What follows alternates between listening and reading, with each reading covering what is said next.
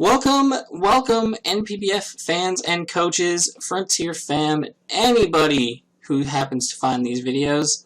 My name is Jeff. I also go by PokePrimer, and we are back for another weekly recap here in NPBF Season 15.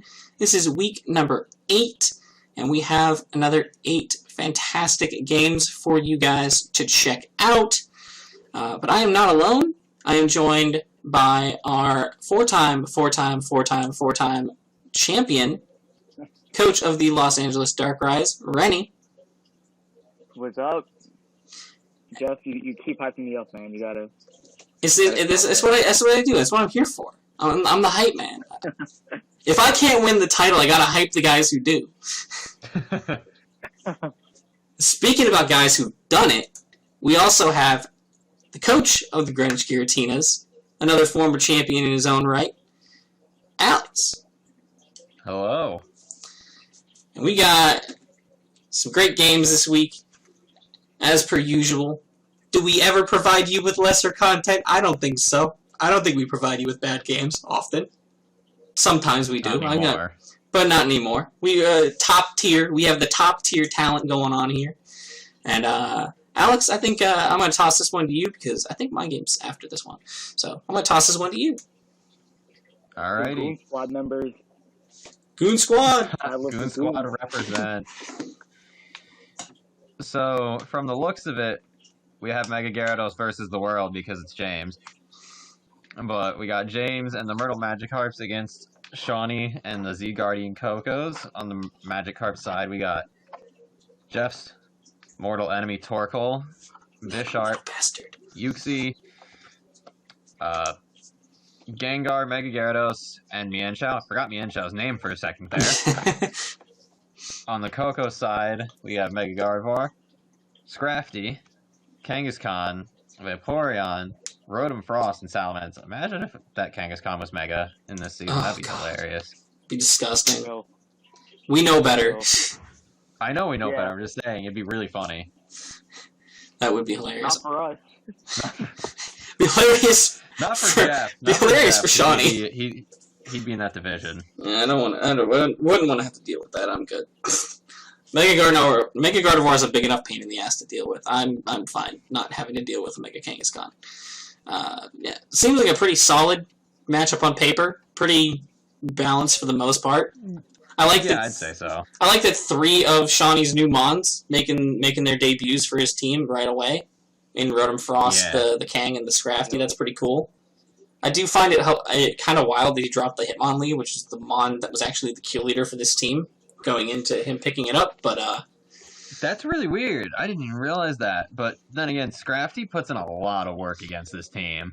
I do believe, if I remember correctly.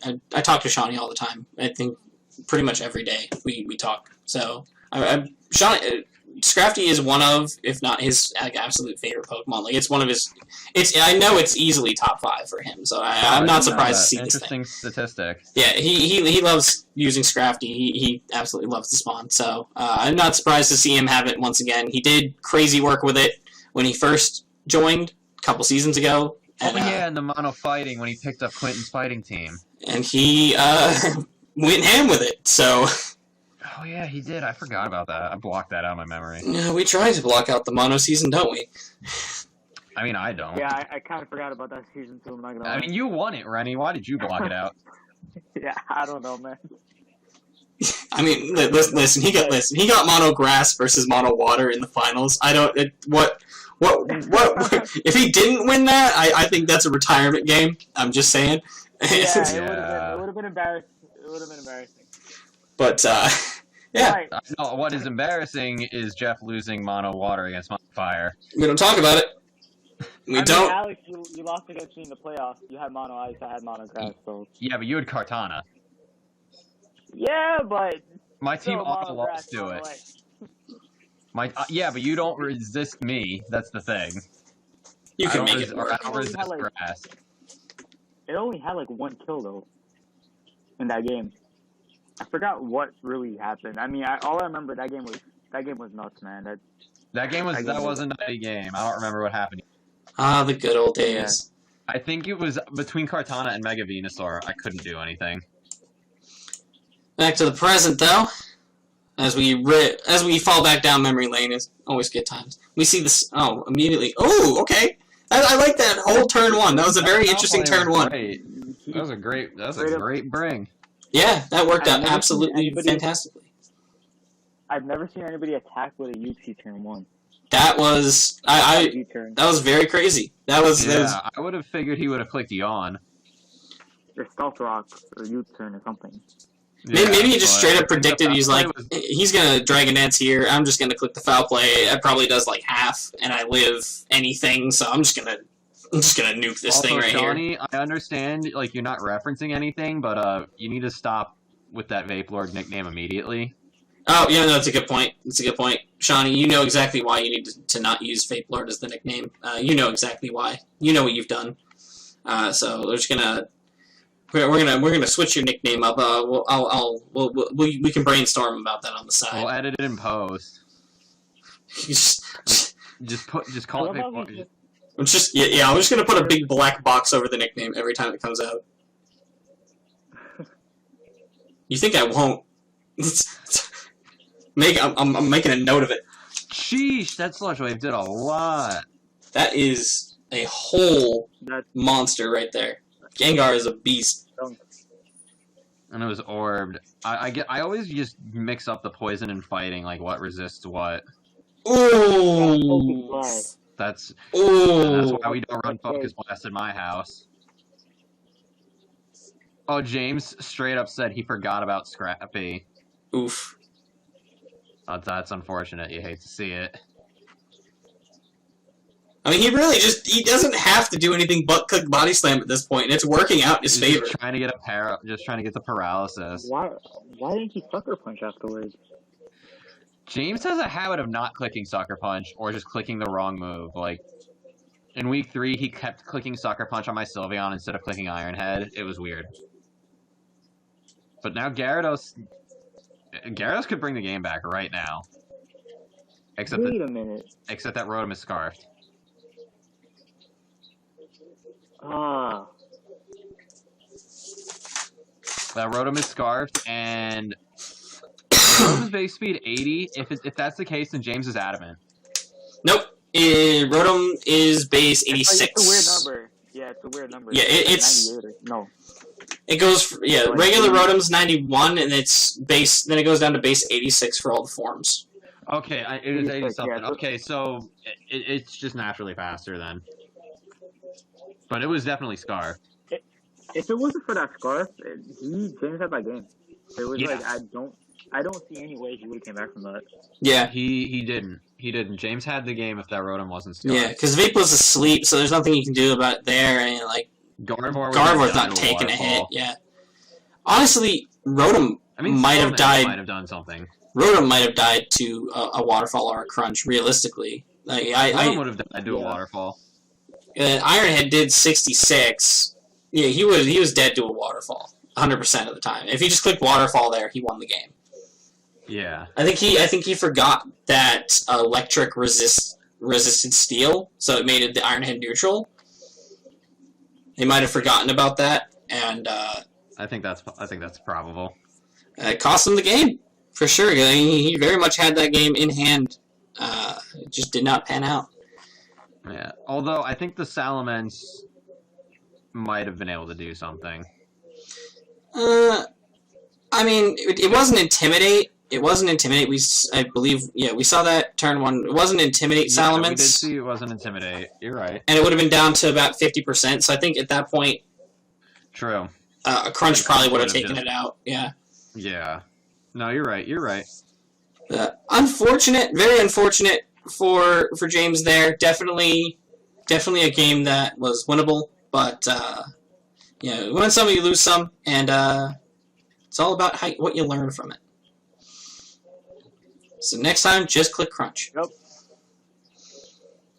It's a great game. Good intro good reintroduction for Shawnee back into the league. He's been itching. He left the league originally because he wanted to take a break for a little while. He was getting a little burnt out. And as the season was going on, and as he was ended up in a few other leagues, his love for the game just completely reignited. He was like, if there's an opening, I fully offer myself as tribute. Please, I'm begging. I want back in. And I was like, oh well. Who am I to deny that? The love and passion for the game came back, and here he is picking up a big win on his re-debut. So gotta love that. But, we'll now move on to our next match. The next matchup we have is my match against Jamie and the Brisbane Rillaboomers. We have his Hawlucha, Xatu, Venusaur and Ninetales for his Sun Core, and Excadrill and Hippowdon for his Sand Core, against my Donphan, Thundurus Incarnate, the Blastoise, the Volcarona, the Hoopa Unbound, and the Mega Sceptile. So what do you guys think about this matchup on paper? I mean, I've never really seen dual weather, so I think it's very interesting. It looks like it could work, though. It really does, with, you know, Venusaur taking on your Blastoise, the Donphan, just hurting the Sceptile. It looks good. I like it. Yeah, I mean, honestly, I think on paper, this is really heavily favoring Jamie, not you. Yeah, that was entirely my mindset going into this game. Like, I 100% was like, I don't know how I'm winning this. I have no idea how I'm pulling this off. I'm going to literally have to pull something out of my ass from, like, start to finish to try to pull this one out. Like, I think I actually have my team in front of me conveniently. It's still on my phone. And I had 3 type resist berries, just in case, for several different scenarios. So, yeah, that's how crazy my prep went for this match. So, yeah. Let's I don't blame you. Let's see how it panned out. Also, no one said anything yet, but I do think you doing the Overwatch nicknames in 2021/2022 is very funny. Listen, I play Overwatch like all the time. Like, not as much as most people would think, but like, it's my fiance's favorite game. Ayla loves Overwatch. She plays it. I love watching it A little bit every single day, and she's gotten really, really good. I used to be really good at it. I used to regularly, like, I had a group of people that I played competitive with, and then I just kind of stopped playing. And then she picked it up and absolutely loved it, and now she's way better than me, which is hilarious. So she picked all the nicknames. She wanted to go for the Overwatch theme, and I was like, I'm not going to tell you no, because that's really cool. I'm all down for that. So, yeah. But Rock it's Tomb, very fun to watch, too. Rock Tomb missing there, I want to point out, You don't play. huge. Yeah, Rock Tomb was huge. Not getting that. Specifically because of my item, which you will see later, but very, very important that Rock Tomb missed me. Very, very, very crucial to this game. I don't think I watched this game. Oh, there we go. Dual weather. That was a smart play switching out. Yeah, It was. covers his weaknesses pretty well. Like the combination covers it pretty nicely. Yeah, and that was a good switch in. I don't know if he predicted the toxic, but that was just really solid. And then I was like, predicting the growth. yeah, I had to. I could not let that thing grow up. Have to. I could not let that happen. Dude, that's so good. That Rindo Miracle, that's really clever. Thank you. That was really good. Thank you. Yeah, because if he was like +2 or something, it would have killed him. Yeah, for sure, it would have. Thankfully, it worked out and got some good damage on the Venusaur, though. Got that thing weakened, and we were able to get the Hippo out of there ASAP. Yeah.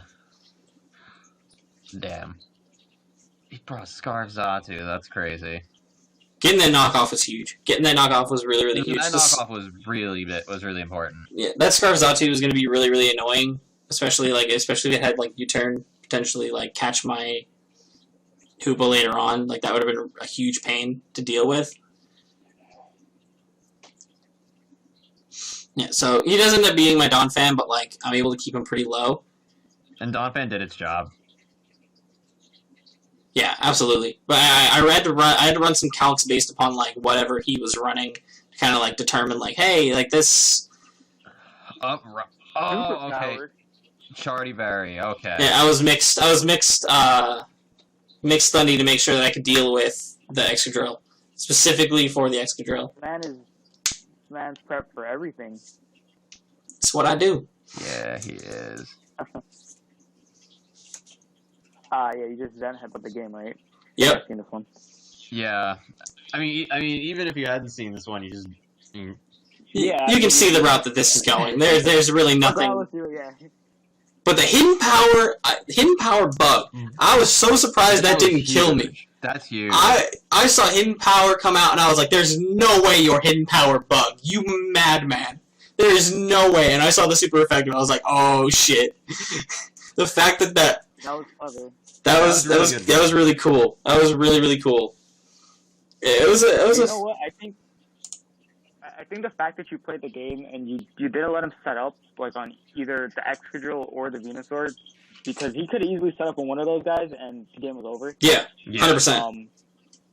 Yeah, I mean that's just how you won the game.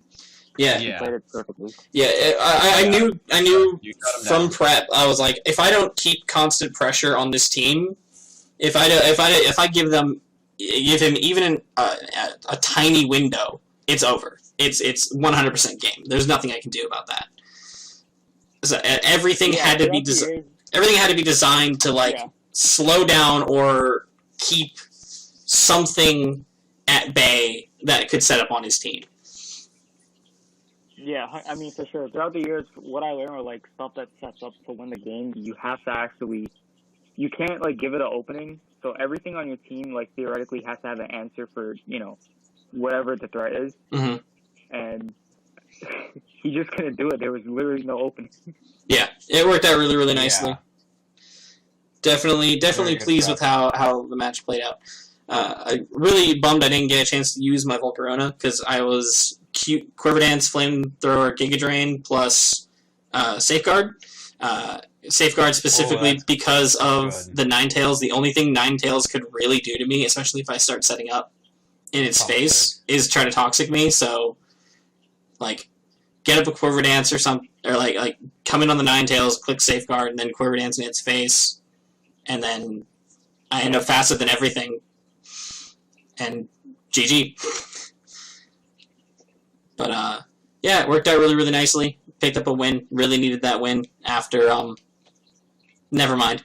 After we don't talk about it anymore. It's in the past, and I'll only see it in my nightmares. But good quick programming note for this match / the rest of the season. This was actually Jamie's last game with us. Technically, it was his game with Jason because it was extended. We played this game very early in the week. But due to just he's dealing with a lot of stuff IRL, he's getting really busy and just not really into the game at the moment. He decided to step away and take a break from Mons for a little while, which is completely understandable. We all get to that point at some point. We've all been there. We've all felt the burnout. So 100%, always. Oh yeah, I think I was gone for a year or two. Yeah, it's always good to take that time to step away for a little while, just to refocus, see if Mons is really what you want to play, what you really want to focus on, and come back, once you've really figured that out. But I hope for nothing but the best for Jamie, because he's the one who helped us get involved at New Frontier. He really worked to get that partnership going, and we have a very fantastic home in New Frontier now that we are all very pleased to be a part of. So, much appreciation to Jamie for everything he's done for us, for the league, and I hope things go well for him. Hope he can refine that passion that he once had for the game. But as for his upcoming matches, we decide normally we either have a backup who was a former main league who can come in and take a slot if necessary, or we bump someone up from D-League. However, we decided based upon a couple factors, where Jamie's team currently sat in the rankings, and how close we are to the end of the season. We only have 4 weeks left. We decided that instead of bringing up a D-League person, making like specific rules that like, oh, this specific person can't get knocked back down to D-League, even though like they're technically in the bottom or whatever. And instead of trying to make a whole bunch of different like fixes for the problem, we decided to just leave Jamie's team be. It's going to be a forfeit win for his remaining opponents. And for those who don't know, the way we do forfeit wins here is the only one who's really hurt by a forfeit is the person doing the forfeiting. So technically Jamie's team has already received 4 forfeit losses for the remainder of the season, and each one's a -3 differential. The rest of his opponents are just going to get the free win. They don't get any change to their differential. Unfortunate. Yeah. Because technically you didn't really play the game, you didn't really gain anything. I felt like that. I feel like personally it's a better way to do forfeits in certain situations. I think it works out nicer. It makes you really have to earn the differential points because they're so crucial to playoffs. And you don't want someone getting in to playoffs over someone by like 1 or 2 differential points who had like 1 or 2 forfeit wins, you know? For sure, yeah. Yeah. So that's the story for the rest of the season. So going forward for our Week 9 and onward recaps is there will only be 7 matches, just so that you guys are all aware of that. But yeah, that is it for this match. Time to continue onward. All right. All right. So forgot his name? The team name. Alan. Alan and the Manila Metals.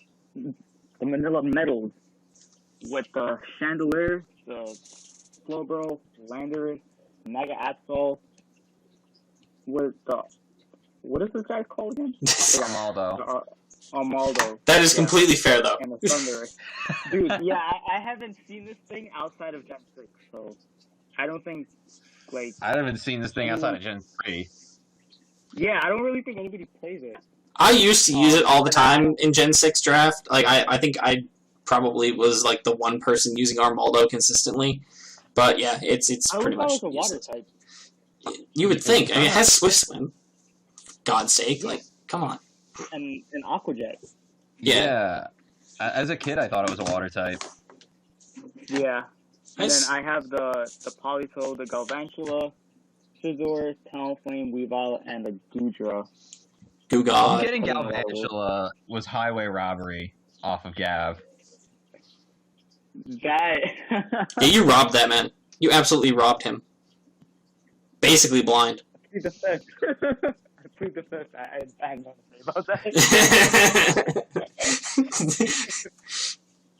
How quick he went right. Got accused of a crime and immediately dropped the Fifth Amendment. He's like, no, I'm good. I promise. I'm clean. I'm clean. I promise. I might have sent him a picture or two. You know what I mean? I see how it is. Oh, you God. bribed the man. You dirty boy. I respect that. Finally delivered. I respect that. Using your male charms to weasel your way into a Galvantula. Very well played. Listen, man, it's 2022, bro. Yeah, absolutely. That is perfectly acceptable. Everyone can fuck everyone, and it's just a great time. Let's see who fucks who in this match. I specifically mark the not for kids just in case of situations like this every week. It might be PG. Because, it might be PG some weeks. I have my potential god kids gonna be watching this maybe. Ooh.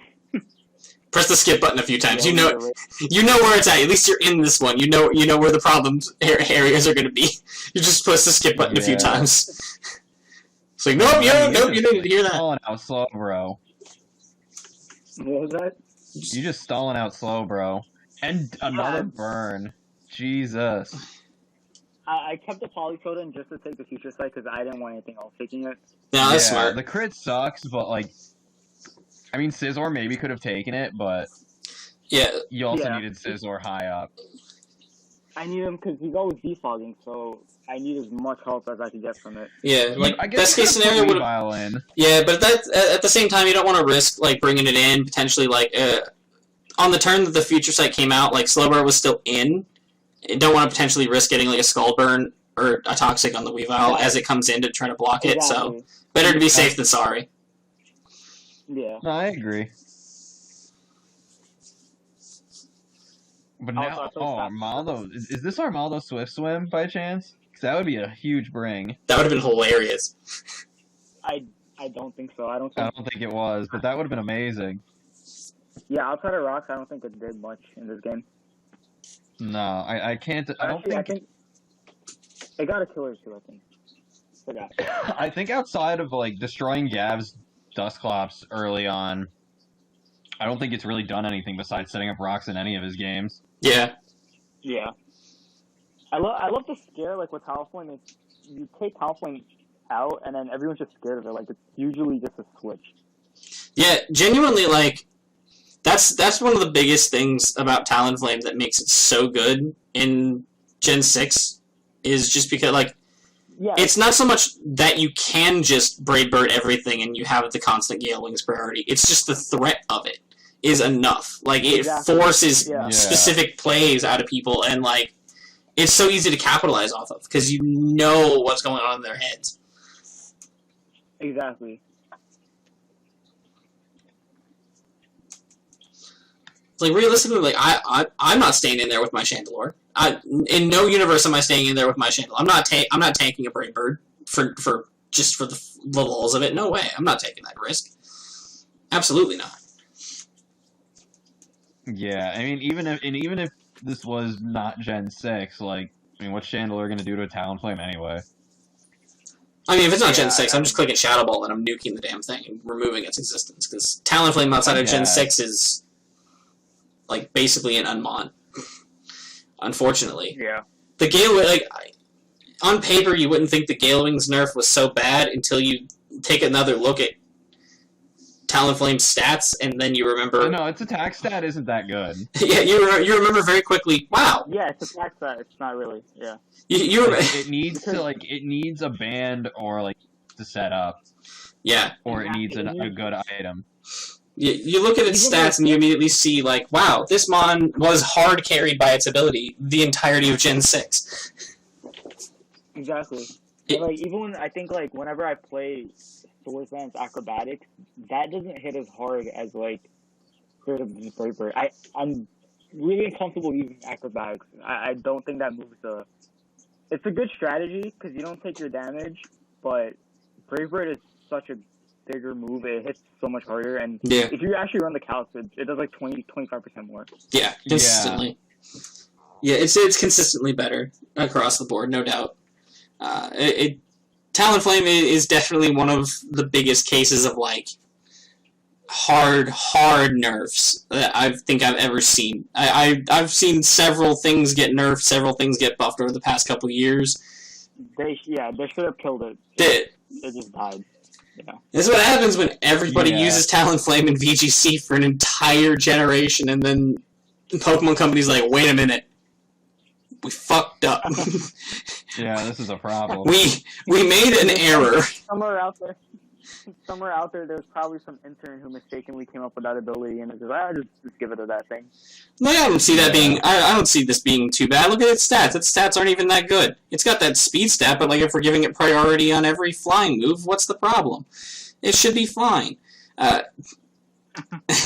Several months into Gen 6, that intern's just sitting, keeping his head down at his desk, like maybe if I hide like this, they won't notice me and fire me. That's definitely what's going on. It could only just use like roost or like wing attack or some shit. Keep it like that. That Mon was absurd.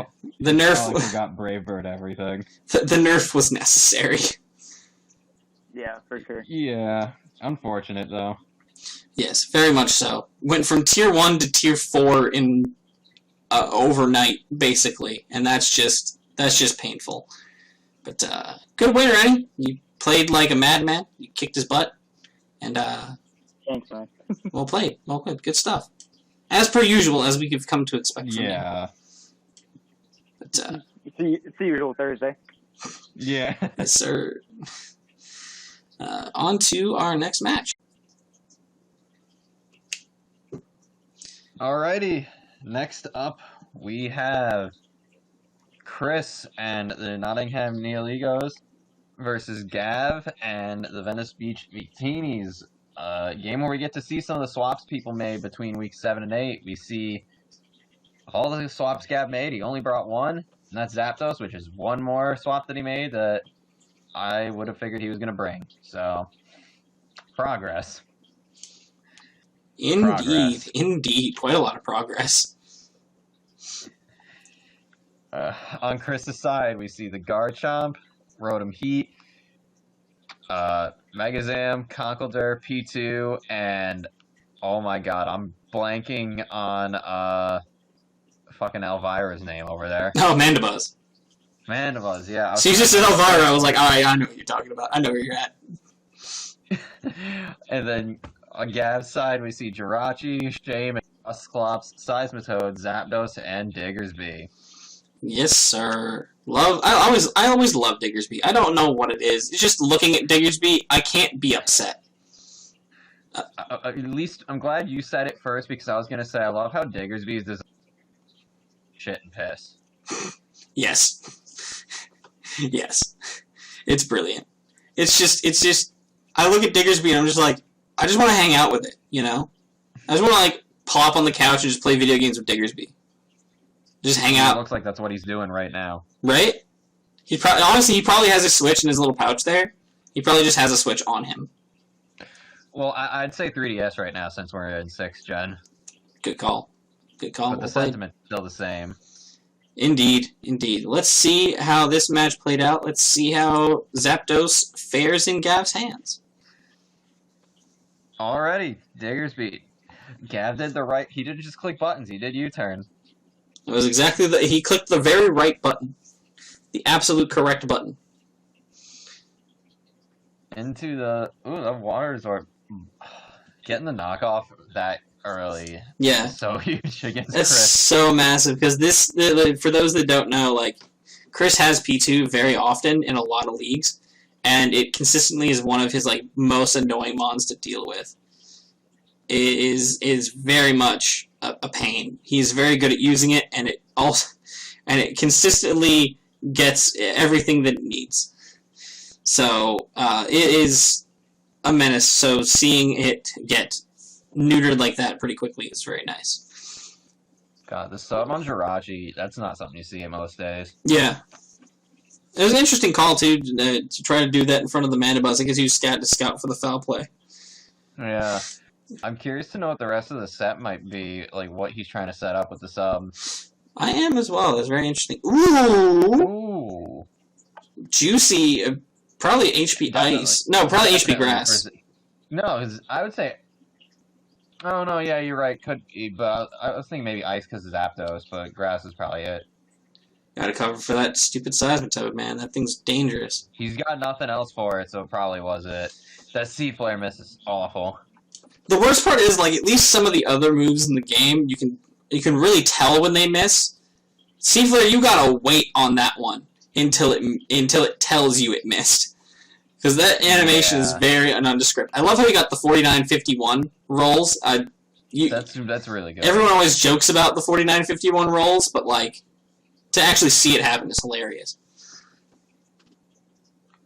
Oof.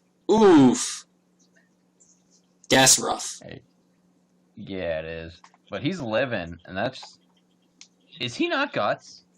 Or is that thing just really don't bad? think he's Guts. I want to say he's not Guts. He hasn't... There have been plenty of weeks where he hasn't been Guts. And he's been, like, Sheer Force or Iron Fist. Yeah. Which is completely fair, though, because with Burn being, like, as buffed as it was in this generation, with, like, the 12% every turn instead of the 6%, it's definitely, like, much harder to justify, it's much harder to justify running Flame Orb Guts on things. I've struggled to do it with Machamp so far. I think you could Toxic Orb and Drain Punch. Yeah, it's definitely an option. It's just not as pretty of an option. I think with Gav's team, it's not a bad idea because his team is not a team you're likely going to be doing a long game against. Yeah, agreed. Dusclops is just so fat. It's ridiculous. It's awesome. I have Dusknoir. I just haven't brought it. Partly because my matchups. Yeah. I mean, Dusknoir was on a championship winning team with me. But and Shaman just tanking the Psyshock though. Can we talk about that? Like, chewed that up. Like, just pretended like it didn't exist. And Jirachi just chewing that crunch up too. And then firing off the Moonblast. I always forget Jirachi gets Moonblast. Yeah, I always remember it gets player up, but I can't believe Gav. Oh my god! Oh no! Yeah, no, Gav won this game because of hacks. And oh my god! I crit the Mandibuzz. Oh, that is painful. That is such a painful way to lose. Damn, to have like 2 separate chances for you to win and have both of them robbed right out from under you. Oh, dog. That's rough. That's tough, man. That's real tough. Because, like, I definitely think that Mandibuzz is living that Thunderbolt without that crit. It would have. 100%. It totally would have. Oh, yeah. Oh, that hurt me. I almost feel kind of bad. That was rough, man. That's you hate to see it. You really hate to see it. What After this game, Gav didn't feel good about the win because he knew he only. Yeah, I mean that's fair though. Like it's can't really Can't really deny that one. That one's sometimes you can 50-50 kind of debate how much hacks affected some games. That one is very much very clear and decisive. Like, no, this is Gav won this on his hacks, and that was it. And oof, but he won, and that's all that matters. But that's Pokemon for you. Indeed, that is the game that we play, and we have 4 more of them to look at, so let's continue onward.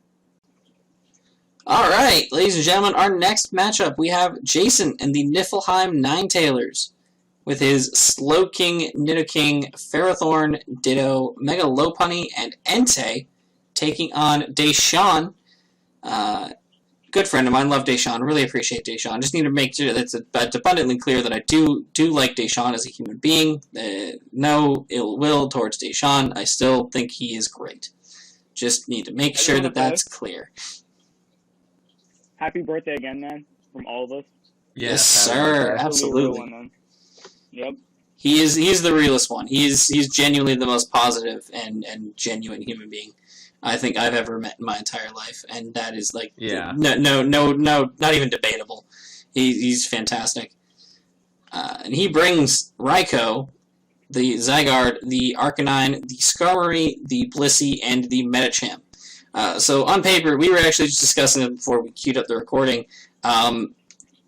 This mon right here, Barney the Purple Monster, the absolute destroyer of lives, eats this team alive. Like, terrifyingly so. It's genuinely terrifying how good Nidoking is in this matchup. It's very, very terrifying. And so literally, it's almost like Nidoking can just handle these 5, and then he just has to make sure that the remaining 5 on his side can deal with Medicham. Basically. And Lopunny just deals with Medicham. Yeah. So, it's that's a very tough matchup on paper for Deshawn here. This is a very, very, very difficult match for him to have to face. This is not looking pretty. So let's see how this one plays out. See the Lop lead against the Medicham. Not going to stay in there, obviously. Does not want that chip damage. Hilarious. Just hilarious. Just for BM. Just random crit for BM. Does nothing, but you know what? It makes you feel bad. This first Stone Edge miss. Ooh, that's rough. That would have been so much damage. The second Stone Edge miss. Oh my god. The first one's like obviously much bigger because like especially if that auto crit, that's almost assuredly an Arcanine gone, or at least like. Ooh, that Toxic was a great move. Super good play. I had no reason not to. That's really well thought out play. Simple but effective. Oh no! Toxic, No! Toxic You and Fire Spin. You absolute just disgusting. Just Deshaun, that's just disgusting. That's not acceptable. Maybe I take back liking you as a person. Maybe I just take that back entirely. That's not acceptable. Toxic Spike Nidoking. Oh my god. Toxic spikes against this team is just gross. Yeah. Toxic spikes against all this fat. Ugh! Ooh, Earthquake killed, man. That thing straight up killed. Ha! Yeah. It didn't even need to run a fighting move. That's disgusting. It's not. That's unacceptable. What the hell? That's not even life orb. No, that was definitely just fully offensive Nidoking. That's terrifying. Full physically offensive with a tech Toxic Spike. I love that. I actually love that. Nidoking's a really good Pokemon. Nidoking's crazy good. Kind of underestimated. Yeah, kind of underestimated how strong it is physically. Yeah, I think everyone does realistically because like you look at how it's been consistently used, especially over the last several years. Oh no! Oh god! Yeah, I feel so bad. Like Jason's pulling out the best plays he possibly can, and it's not going his way. Like, in hindsight, knowing the outcome of this game, seeing a lot of these things play out this way is like, man, like, if these moves landed on like half of Deshaun's team, we could be looking at an entirely different outcome. Yeah. Yeah. Deshaun has said as much to me that he felt really badly about this mon shouldn't even be poorly here. The vision. Yeah. Well, maybe because it was intimidated. Yeah, but high crit chance move, probably Bandit Entei. I think he's taking at least 75. He swapped out. He's taking at least 75 on that Arcanine right there. And at that point, like, he's officially neutered. And there's very little he's going to be able to do or come in on to be safe to heal up. So I think that Stone Edge itself lands, and we have a much closer game. The Stone Edge was really unfortunate. That's the game we play, man. That's what we call rough. That's what we call Pokemon. I think we found our first instance of the moment directly after we've implemented our new hacks meme for the channel. I think we found our first moment immediately after. It's hilarious. If there's like a thumbnail for this week that's like just not the logo, it would be nice. I honestly I might just do that. I might just make this. Good. I might just make that the thumbnail and just put the logo in the oven or in the heater or whatever. I think that's what you do. That's the way. The Earthquake just took out the Zygarde too. Dude, that thing is Jesus. Nidoking's a fucking animal. Well, what the hell? Nidoking's physical attack is actually its better stat. Yeah. Also. Yeah, I mean, I'm assuming the special pool is much more like. The special pool is just better, and it just has a wider special pool that can benefit off of sheer force. Yeah, that's the main thing. Is like that's why you never see Earthquake. You always see Earth Power. You never see you rarely ever see Poison Jab. You're always gonna see Sludge Wave because it's stronger. It's just better that way. It doesn't. This Raikou stuff was disgusting that we just missed. Oh yeah, no, I missed nothing. The Sub Protect T-Bolt Hidden Power. Yeah, that's that's evil. Yeah, that's Listen, I'm not surprised that it's that set because looking at Deshaun's team, of course he's gonna have a set like that there. I'm not mad. I'm just disappointed. That's all I can say. Turns this game went. Gee. This game lasts forever. And Yeah, it's pretty long. I mean, and for Jason to just straight up having to fight all the hacks as well, that's pretty. Yeah, the fact Jason's been really coming and playing it and really trying to get it back, despite everything. Mm-hmm. No, he's been playing really well. I'm not gonna. No, he's putting oh! on Deshaun. That double earthquake play was so clean. Can we talk about how good that was? And it still did over half to that Arcanine with the Intimidate drop. That's nuts. The sucker punch. Wow. You demon. That thing took out like 4 mons if I'm counting correctly so far. Yeah? Yeah. That's utterly crazy. That's absolutely insane. I love that. That is so good.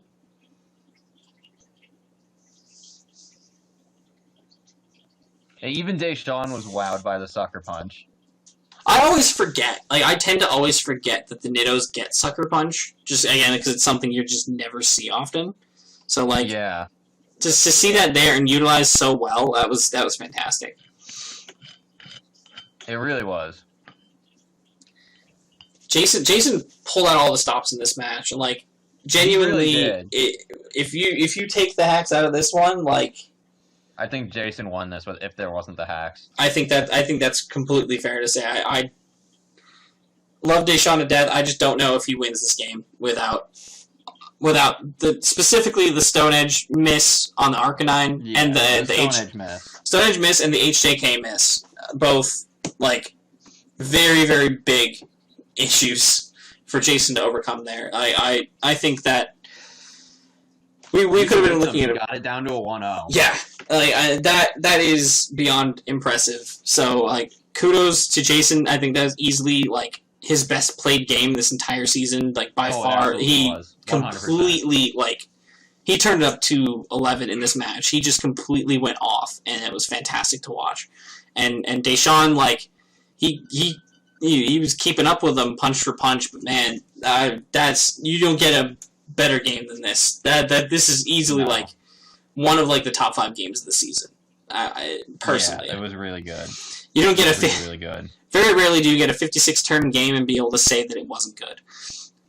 Yeah. Yeah.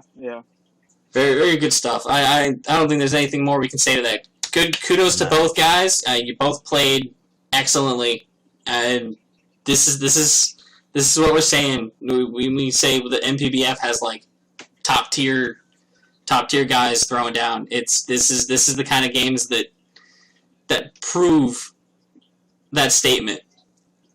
Fantastic stuff. But, let's see what our other top tier coaches did this week.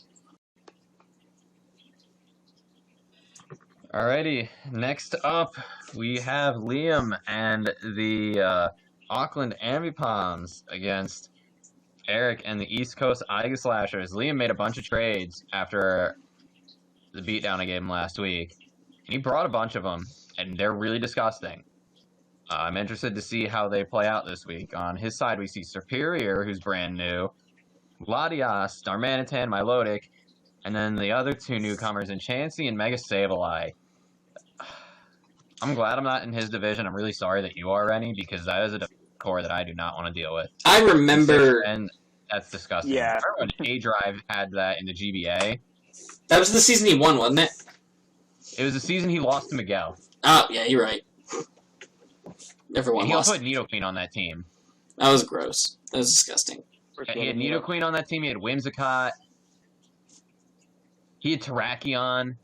The hell? Yeah, it was a really disgusting team. No, he didn't have Whimsicott. Cooper had Whimsicott. I don't remember what Fairy A-Drive had. Probably disgusting. But either way, this team's disgusting. I feel so bad that Eric is the guinea pig for it. Yeah, that's you don't want to be the first one who has to face this. You never want to be the first one. Yeah, on Eric's side, we see Mega Deoncé, Staraptor, Mamoswine, Amoonguss, Scizor, and the Rotom that Rennie was hoping to get. Yes, sir. Couldn't get it. Couldn't secure it. This is I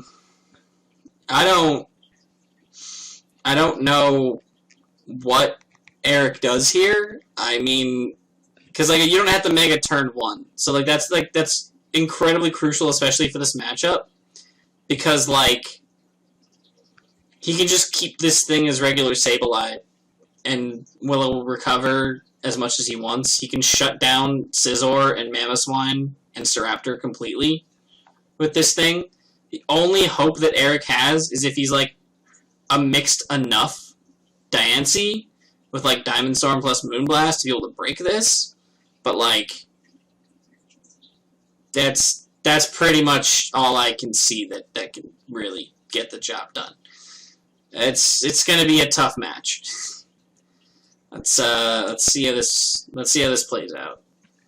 So he leads Sableye, Mega stare down immediately, but he switches out into Chansey, predicting the Moonblast. But he goes Diamond Storm instead, predicting Chansey. Nice. That's very good. Really good. Unfortunately, just soft spoils it all up, though. Didn't do as much damage as I would have hoped. I think he needed to be much more physically invested for this matchup. But he's also got so much physical stuff on his team. Oh, that's really funny. The magic bouncing the defog. That's hilarious. It's one of those weird interactions. It's like, okay, you did this for what? Ooh, he got the sub up too. That is terrifying. I hate. One of the many reasons I hate Superior. He's gonna click HP Fire now. Oh, yep. And that was such a smart play to Leaf Storm first instead of flashing the HP Fire. Yeah, for sure. Just in case it doesn't kill. Yeah. Covers for Akaberry as well. That gets him the boost to basically just boost through the Akaberry completely. I think that was a good play. Mm-hmm. Oh, and Eric even said in their chat that he forgot HP Fire was in the game because he's used to Gen 8. That's completely fair. Not a lot of people have been running Hidden Power this season. We're just also used to not having it. I think it's just kind of like... Yeah. Oh, for sure. It's fallen off of all of our brains. Banded Mamoswine, though, because no one can tell me that's not Banded Mamoswine. If you try to, you're lying. I don't know. It maybe... It hit a 51 on Chansey, and maybe that was a high.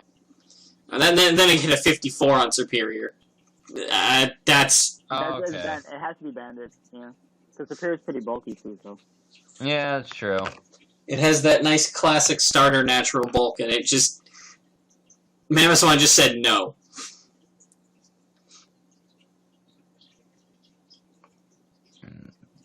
Oh, that was such a... That was a very easy... Yeah, that was a very easy... Just go Mamo there. You just go Mamo there and click Earthquake and, like... something die. Yep. Guaranteed. Oh, we got the Eviolite off the Chansey now, so Chansey's pretty much guaranteed really to die. Based upon the damage he was doing before with Mamoswine, I'm pretty sure Mamo just, like, clicks Earthquake now and kills it. That blows. That's a very unfortunate turn. That could not have been a worse turn for him. Losing Diancie there is really painful. I gotta say, though, Eric's been playing this incredibly well. Mm-hmm. Yeah, he has. With a team, like, so terrifying, you pretty much have to go into it. Oh, that was a crit, okay. Oh, that crit sucks. That crit really sucks. Like, he needs all the health he can get on that. I could have gone into Mamo there instead. Agreed, 100%. You don't need to be taking that kind of recoil on your Staraptor. You don't need to just nuke your whole Staraptor. Also, like, in case he went close combat instead, like, that could have been a free Staraptor. I mean, Sableye switch into the Staraptor. He's trying to be cheeky, but there's no reason to swap out a Sableye. Yeah, I don't see what the plan was here. This kind of seems like he's probably expecting a Darm switch. I can see that. But there's just no reason when Sableye's at full health and just can sit there and Amoonguss can't touch it. Yeah. There was really no point to that. Surprised he didn't have Pain Split there, because Pain Split still works. It's not something he can bounce back. And even if he does bounce it back, it still does the same thing for him anyway. No, yeah, it does. It does. So I'm very surprised he didn't have Pain Split there for the Sableye. That would have been really, really good. Yeah, it would have been. Would you have been able to hit it though? Isn't it a ghost type? No, it still works. You can Pain Split a ghost type. You could do that? Okay. Yeah. If you can. Sometimes you forget the mechanics. Oh, yeah. Mechanics. I mean, it's a normal type, so it makes Pokemon sense. mechanics are weird. Yeah, they are. They make no sense 90% of the time. We just kind of all accept it because... Sure. Yawn's not a sound move. Yeah, Yawn's not a sound move. I wonder if Growl is. Yep. I'm like 90% sure that it is. And a Darm just does Darm things. That's... Ooh. Wonder if he had Thick Fat. He must not have. I don't even think it matters. Yeah. Well, that or Darm was banded, because we said Mammo was banded. Maybe it might have been banded too. Maybe. I think it was banded. I can actually run that calc right now. Let's find out. Ladies and gentlemen, let's find out. I love doing this kind of. Alright, we got Mamoswine. Nice standard. Just go standard Wall Breaker set against Darm Manitan. Yeah, no, he didn't have to be banded. Oh, really? Choice Scarf to... Let me double check and make sure that this set actually has thick... Yeah. If it's just an offensive Mamoswine, even with Thick Fat, max attack, Choice Scarf, Sheer Force Darm Manitan with Flare Blitz does 89 to 106. Wow. Darm is stupid.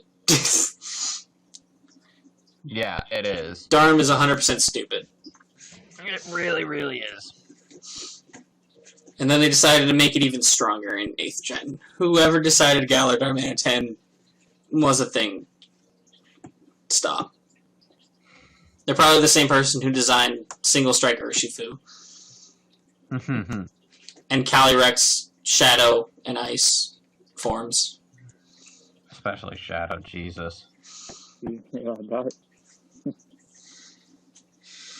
Yeah, Liam's showing exactly why his new team is going to be extremely menacing. Because,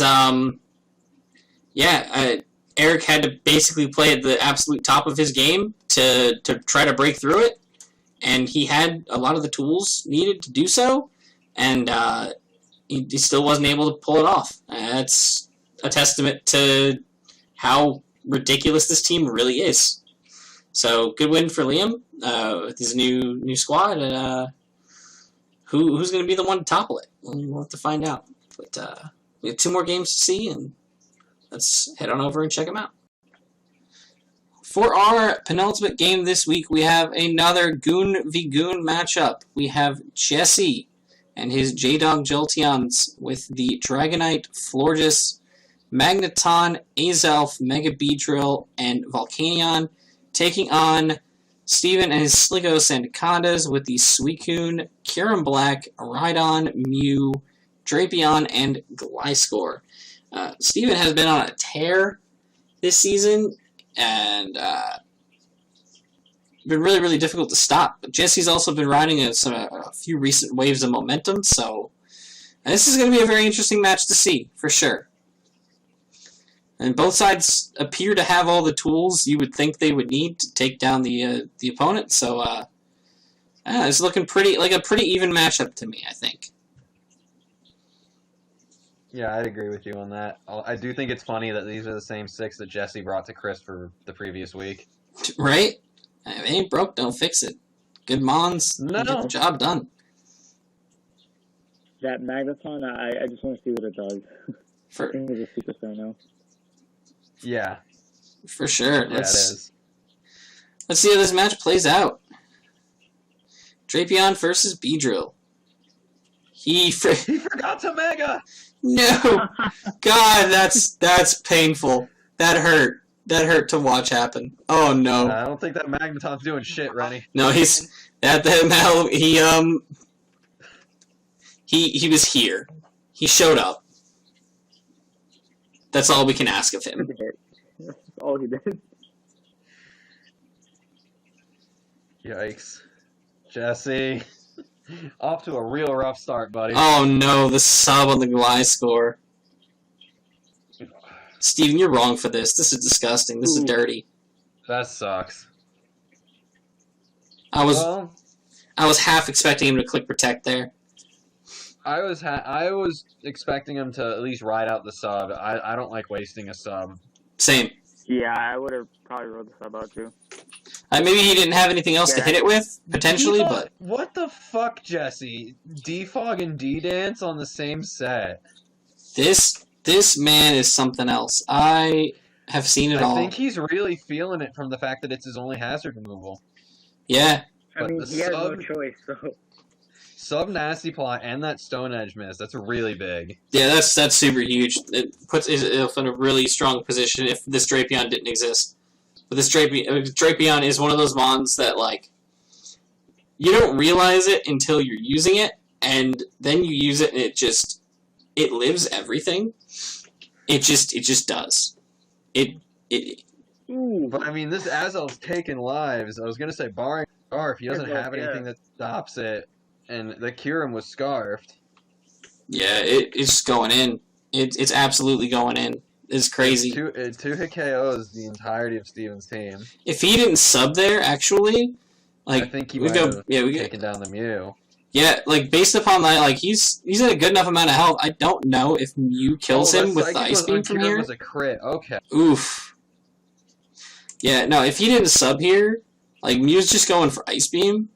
Aside from a freeze, if he just clicks T-Bolt there, we've already seen he basically can 2-hit KO it. I think like because that Ice Beam was a crit. Yeah, I think that might have. I think you're right. I think that might have actually been if he hadn't clicked sub. Shame, absolute shame. That itself really put the team on its back. It did. It definitely helped out with the differential so far. Yeah, and the glide score too. It's like such a menace. Facts. Ooh, hidden. That was good.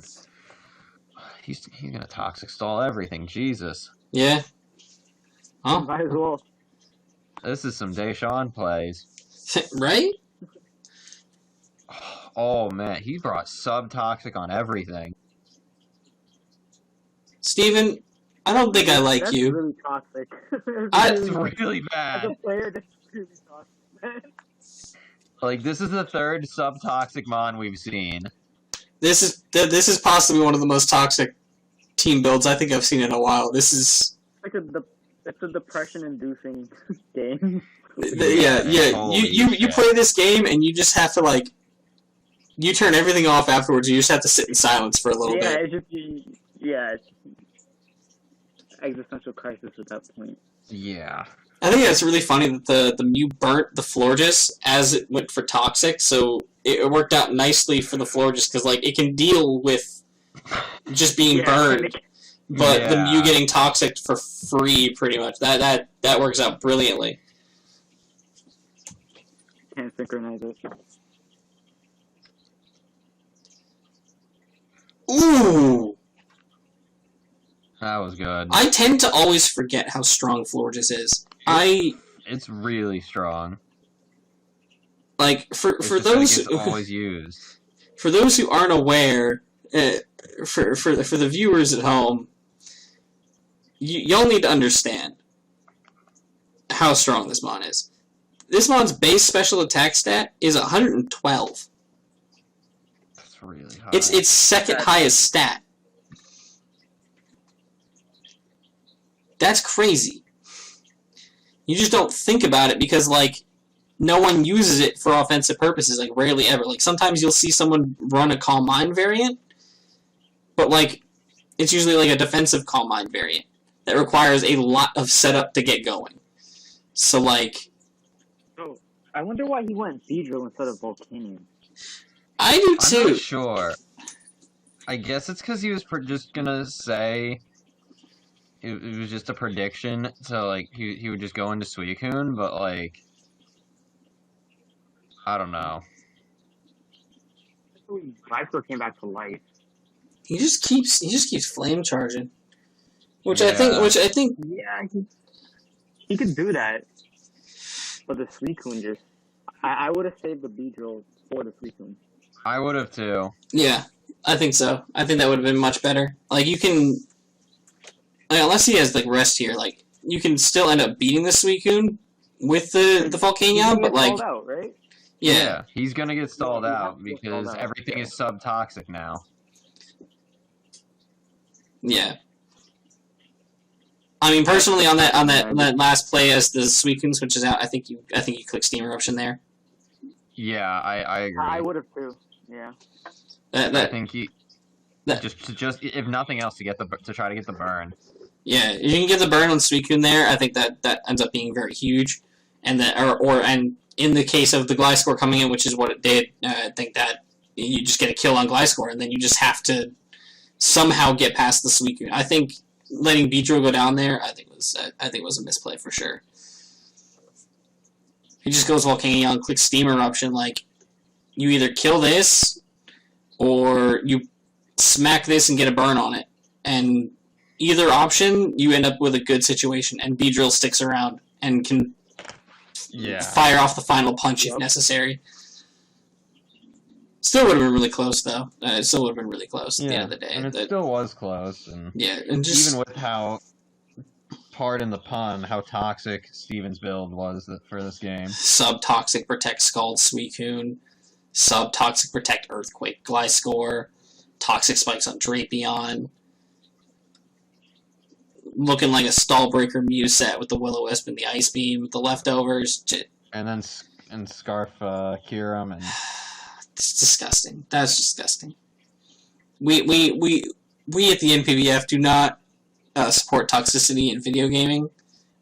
We like to build a very inclusive and friendly environment. Things like this that happen sometimes are an outlier. These horribly toxic situations just sometimes happen in the heat of a game, in the heat of a season. So please, despite the fact that I did find everything that just happened appalling, let's not take it against him too heavily. Although now I know that this is something that I might have to deal with in a week, and I'm depressed. And I'm depressed. So, yeah. Moving on swiftly, so we can avoid all this toxicity, let's head over to our final game of the week. Okay, and for our final game for Week 8, you have myself with the Greenwich Guillotines going up against Ant and the Windy Cindy Bolt Strikers. On my side, we have Hydreigon, Crobat, Steelix, Infernape, Mega Galliot, and Gyarados. For once, Sylveon didn't come. And on Ant's side, we have Mega Charizard X, Gligar, Starmie, Nidoqueen, Breloom, and Escavalier. Clefable didn't come. Neither of us brought our fairies, and I thought that was very funny. It almost feels like an unspoken gentleman's agreement. Yeah, so what it was in prep, when we were prepping, I guess we both agreed that you were going to prep for Clef because it's such a dangerous thing. So it was just like, all right, let's just not bring it because after the team's probably going to prep for it anyway. So, and it kind of looked my like team was prepped for it. Yeah, figured, right? Yeah, I remember when he consulted me about it as well. Just going over it, I didn't even consider Clef as an option to bring, just because I knew how many different options Alex could bring for this one, and I knew that, like, straight up, it was like I don't see enough room for Clef to really get going here. I don't see like too many Clef sets that can really do much here. Pretty much everything I could come up with off the top of my head got countered hard by something you had. Mostly the Steelix, which I knew was showing up 100% of the time. So it was like... Yeah. It had to. It 100% had to. And, I mean, everything you said about the Clef, I could attribute to Sylveon. There just wasn't enough. There was never a consideration. There wasn't room. The only thing that he really had that I knew could come that would want me that Sylveon could deal with was Breloom. Mm-hmm. Yeah, but at the end of the day, like, just these two right here, Nidoqueen and Escavalier, just kind of like a deterrent. Yeah, completely, and that's exactly the Tough Claws, Flare Blitz, and there was more important things to do. Yeah, to bring. Yeah, absolutely. So really solid looking matchup. Let's see how it plays out. I'm not sure.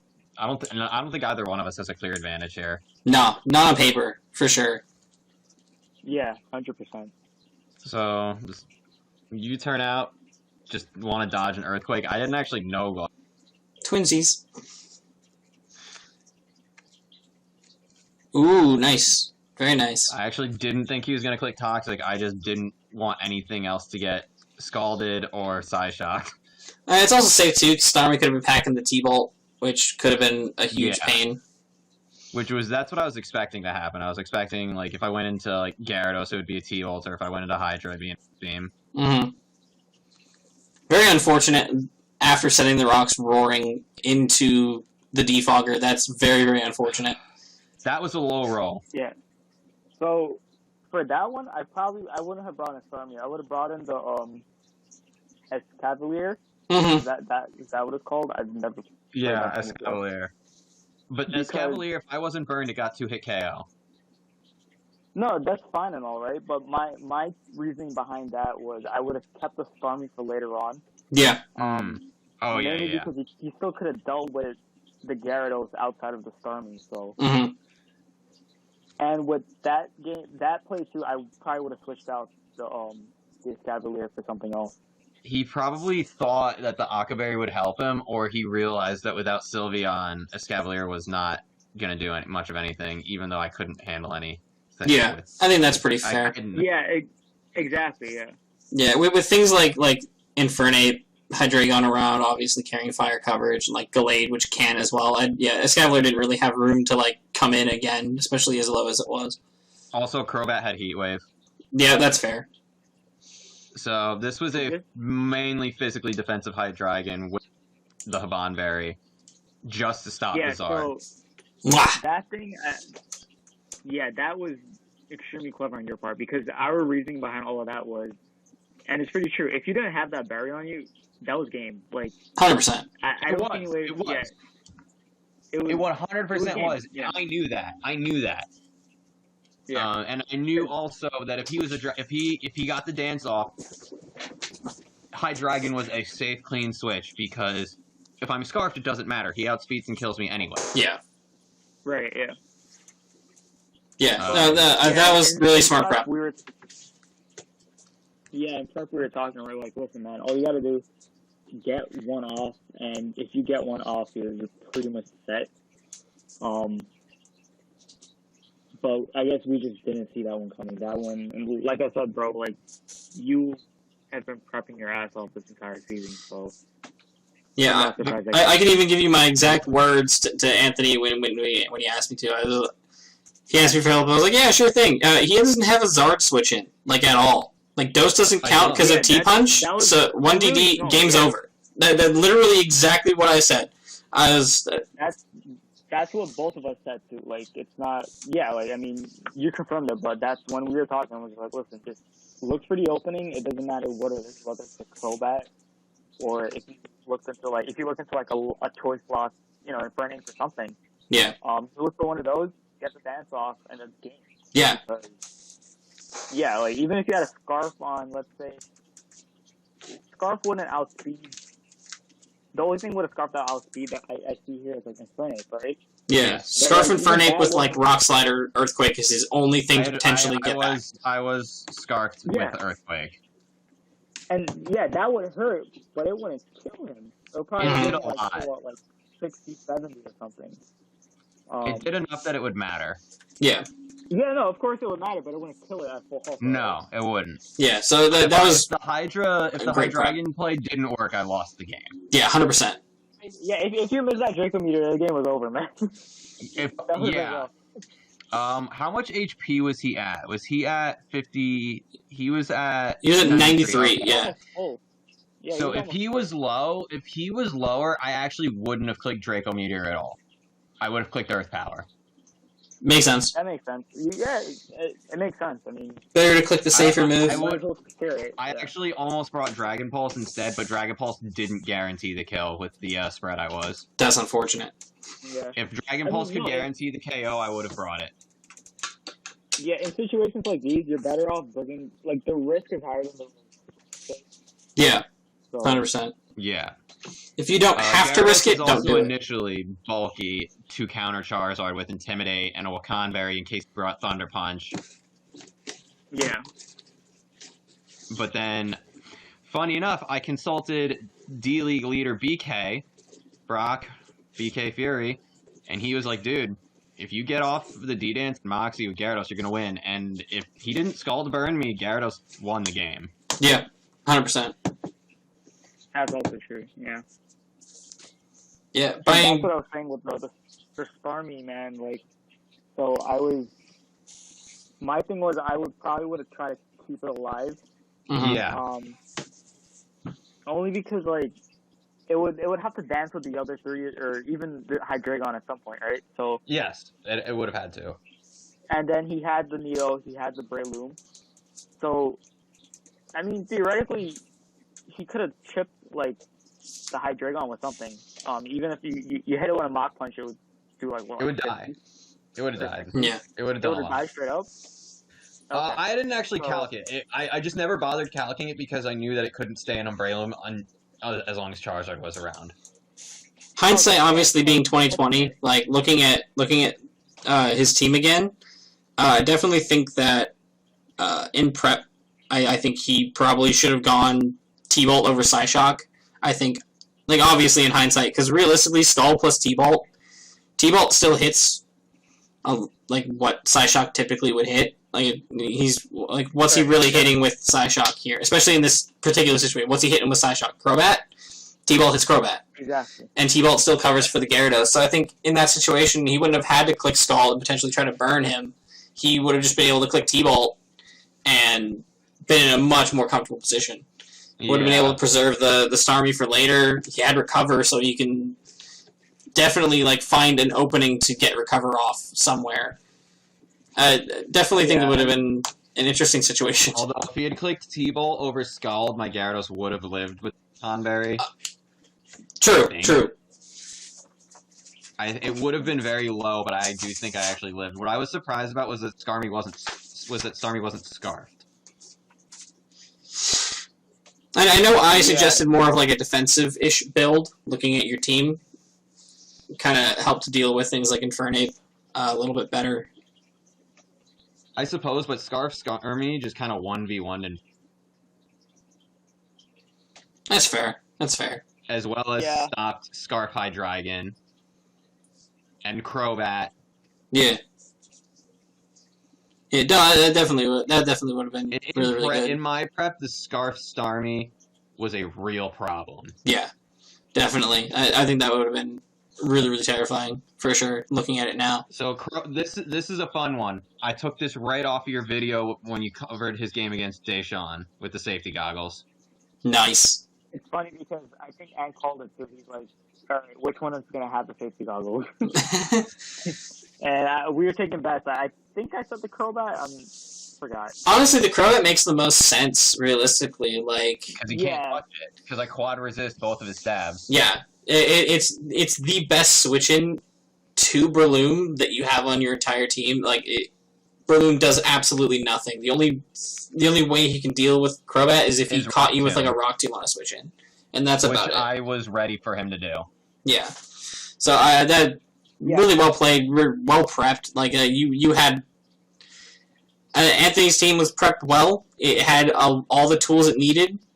You just had the exact sets to counter his best possible team. Simple as that. He brought the best team I think he could have, or very well close to it, and you just had all the exact correct counters. Played it well.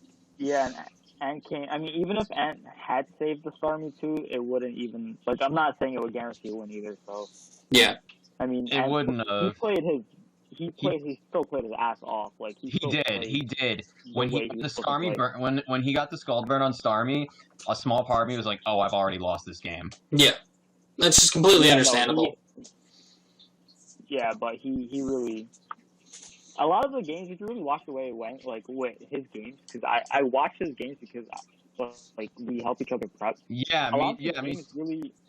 Yeah, like they come down to like a play or two, and then like obviously it's not differential because the differential could be like a +4 or a +3. But they come down to like a player or prep. Yeah, it comes down to like a single play or like just one instance, and with Ant, he seems to have that where if it's like one play that just goes his way or like one miss that he hits instead of missing, his record could like change. No, Ant is without a doubt one of the best preppers that I've ever talked to. No, bro, I'll prep something, I'll run it by him, and he'll give me like 4 things I just didn't see coming. Me too. So, like my early season success against like Jamie, Jesse, I can 100% attribute to Ant. 100%. Yeah, he's fantastic. 100%. I could say my 4th win was pretty much. My win against Jesse was because of Ant. I know that for a fact. Because he told me to run Roserade instead of Steelix. Roserade then handled Cofagrigus and then was able to deal with Florges and spray around Sleep Powder, and that was all because of Anthony. Yeah, dude. I've had a lot of games where straight up like I can't win without him. Like he'll just tell me like run this, and I'll be like, all right, like you're probably right, I'll run it, and then in the actual game it's like, oh shit, like he's right, I should probably do this or do that. So I could say my 4th win was not because of him, but like it was 50-50 because like I'm still driving the team. He's the guy who put everything under the hood, so like he deserves just as much as credit as I do in that season, that entire season. Like every week he helps me. So but he knows it. He knows how valuable he is. Yeah, he does. He 100% does. He's recognized what his games have been like this season. So he hasn't felt bad about most of his losses. Which is good. No, he does not belong in D-League as well. Like. Yeah, absolutely. He's too good. I mean, he's not going back. He's not going back after. He's not going back. But like that one season when he went, I'm like, dude, you're gonna kill him. You're gonna torture him. Which he did. He did kill him. I was helping him prep for the game. He killed. He was a monster. But without puffing his ego too much, let's shift the focus over to the league document so we can get everyone caught up on where things stand as far as the league goes. All right, ladies and gentlemen, we are here at the Kill Leaderboard. Time for an update as of week number 8. This is your Kill Leaders. We have our top 10. Alex, get him started. Sitting at number 1, we got Mega Gyarados representing the Myrtle Magikarps. And, I mean, if you've been watching all of these videos, this shouldn't come as a surprise. Gyarados is James's favorite Pokemon. He has decided that it is his sole win condition for any of his games, even if it's not the best matchup. His win con is Gyarados or bust. Sitting at 18-6 with a +12 differential. That thing is probably just going to end up being the kill leader for the season at this point. Realistically, though, like lead. if you really look at his team breakdown, like I'm not going to pull it up, but like to give people perspective on it, right? He only has 3 Pokemon on his entire team that have a positive differential. Those are Rotom at 3-0. Gengar at 8-3, and then the Mega Gyarados at 18-6. Everything else has either 1 or no kills, and the rest are just deaths. So it's like pretty much every game has come down to Gyarados just winning. It's not out of the Can't really And argue. it's just because that's what he wants to do. It's just because it's the only Pokemon he wants to play with. Yeah, it works. I mean, it just works. It's a good mon, and it just gets the job done. Good stuff. On that note, sitting at number 2, we have Sylveon representing my Giratinas with 14 kills and 2 deaths, also at a plus 12 differential. It's 6th gen, Pixelate is 1.3 boosted. Sylveon was the best fairy in 6th gen. And fairy was the best typing in 6th gen. I don't really know if I have much else to say about it. I'm not trying to have Sylveon be the kill leader. I wanted it to be Gallator and but we're sitting here with Sylveon because you just click Hyper Voice and Yeah, I mean, it's that simple. It's just that simple sometimes. You just gotta click the Hyper Voice and it kills things. I don't even run it offensively. I'll tell you guys right now, I don't run it offensively. I've never run it offensively. The only time I put any offensive EVs in it was 16 of them in there. Nice. It's the same 252 HP in defense. I'm not doing anything crazy. Here are the tools to beat it. Somebody beat it. Yes, it's 2 deaths. One of those I sacked it off intentionally. Yeah, come on, guys. He literally just drew you a roadmap to beating this thing. There's no excuse anymore. There's no excuse. You know what you need to do. It's not that hard. Just, you know exactly the set he's bringing. You know exactly what it does. Do something about it. Yeah, I mean, I didn't even need to say that. If you watch my game, I'm Sylveon set every time. Yeah, you don't have to change it You up. don't need to, because you don't need to bring the... Because that's the thing with Sylveon. It's so good at what it does that you don't need to make it versatile. You don't have to get crazy with its sets. It's just so good with just the one set. Yeah. Because it's so strong, and it's so fat, naturally, that if you just put the EVs in those 2 spots, especially in 6th gen, you don't have to worry about anything else. Yeah, it's just that simple. That's true. Yeah. We'll see how my last 3 games go with the forfeit that I have in 2 weeks. Next up is Volcanion, surprisingly. An addition that came to the Jolteon's team midway through the season, also sitting at 14-2 plus 12 differential. Volcanion has demonstrated that it is Jesse's preferred mon. He clearly sees it as his win condition, as it has been the driving force recently of the games he's been winning. It's become the new backbone of his team. I'm not looking forward to facing it. I'm trying to figure out ways to take it down. He is just using it really, really well. I was never a big fan of Volcanion in general, but seeing it in Jesse's hands, ground on it, it's really good. A league I used to be a part of that has since shut down. I had Volcanion one season, and I ended up making it the overall kill leader of the entire league. In the league's history ended with Volcanion as the #1 kill leader of all time. They had like 21 or 22 kills that season. It's just, and like I didn't even run it offensive half the time. Like half the weeks I ran just a very bulky set. Honestly, I barely ever ran special attack investment because you don't need to. It's just that strong. Sometimes it's the tanks. It's usually the tanks with like the passive kills or just walling people out. So yeah, it's literally what we just got done saying about Sylveon.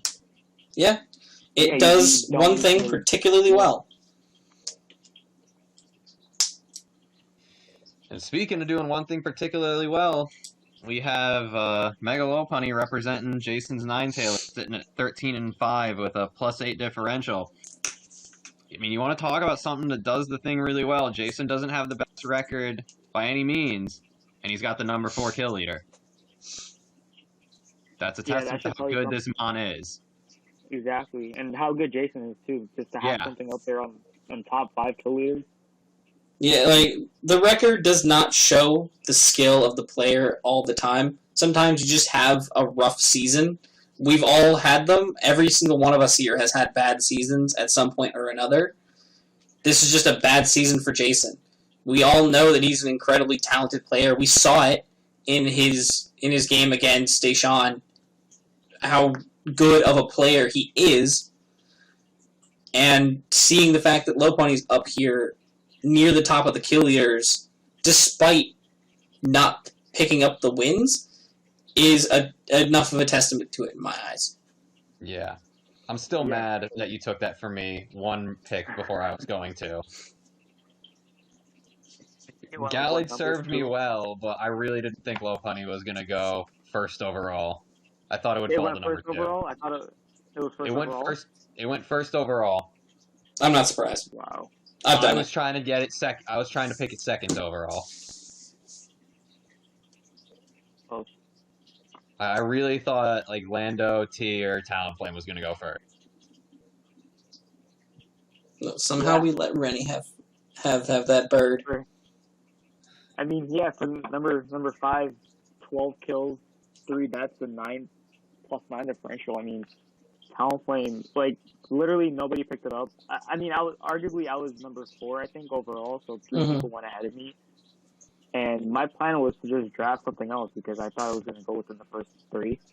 But Keyflame just being up there, it didn't matter if it was me, if it was Jeff, Alex, anybody could have done it. It's literally a one-dimensional thing. You just put Brave Bird, you max out the attack, you give it Adam in Nature, and you put a Choice Band.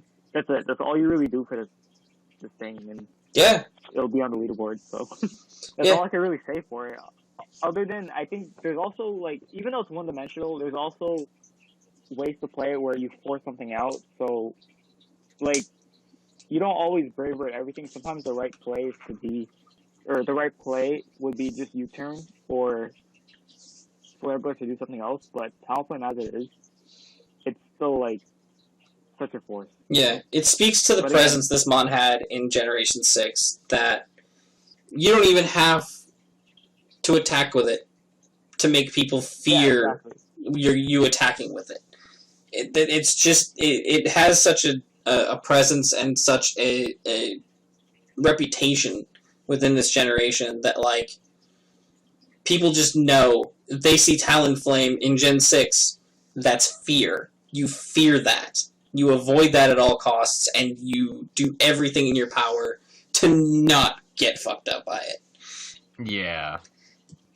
And then you just get fucked up by it. I mean, yeah. And also, just the fact that it has priority roost is crazy. That always had to be I shown. don't think I've used that yet this season. I mean, that's not to say I won't use it. A lot of the plays, like, I'll play during the main season, I will, like, I'll save a bunch of plays for playoffs just because I want to flash certain effects. That's that not makes the thing I'm sense. going to bring. Yeah, that's not something I'm going to bring in playoffs because I'll probably just ban this shit every game, possibly. Yeah, as you should. Yeah, I mean, there's really nothing else to do. Like, just ban it and just kill things with it. That's kamikaze. That's really all I could say. Yeah. It takes no skill, and, like, by any means am I saying, like, I'm the reason this thing's up here, because I'm not. Like, it would have been up here if it was literally anything else. Yeah. But honestly, I'm regretting not picking it at number 2 just because of the way Infernape hasn't been getting used, just because of the way the rest of my team works. I might as well have just taken T-Flame instead. Yeah, it's definitely worth it's worth a number 1 pick overall. It is. If I'm being honest. Yeah. It's definitely worth a number 1 pick. I absolutely agree. I was 100%. thinking Ape was going to do more for me because it's done more for me in the past. Yeah.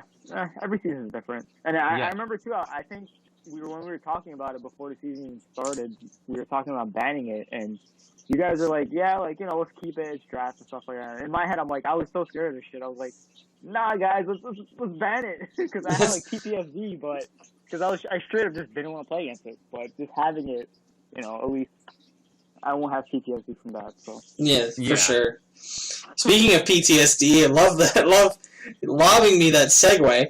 Unfortunate. Deshaun, you're welcome.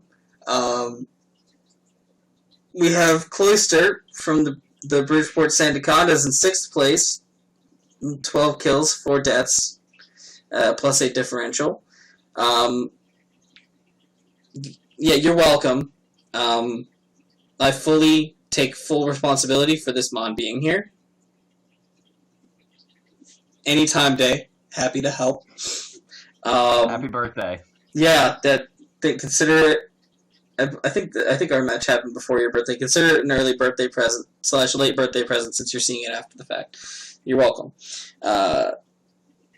Yeah, I mean it shell smashed. It killed 6 Mons. I mean anything that's going to kill 6 Mons in one game is probably going to get close to here. So yeah. To everyone else who plays Deshaun the rest of the season, don't let that happen. I'm already planning around it. Don't let Cloister do Cloister things to you. It's very depressing. Moving onward swiftly, we have Mega Alakazam from the Nottingham Neo Legos, 12 kills and 5 deaths with a +7 differential. I mean, what more can be said about Mega Zam that hasn't already been said before? I mean, this Mon is so strong. It can boost up, but it doesn't need to.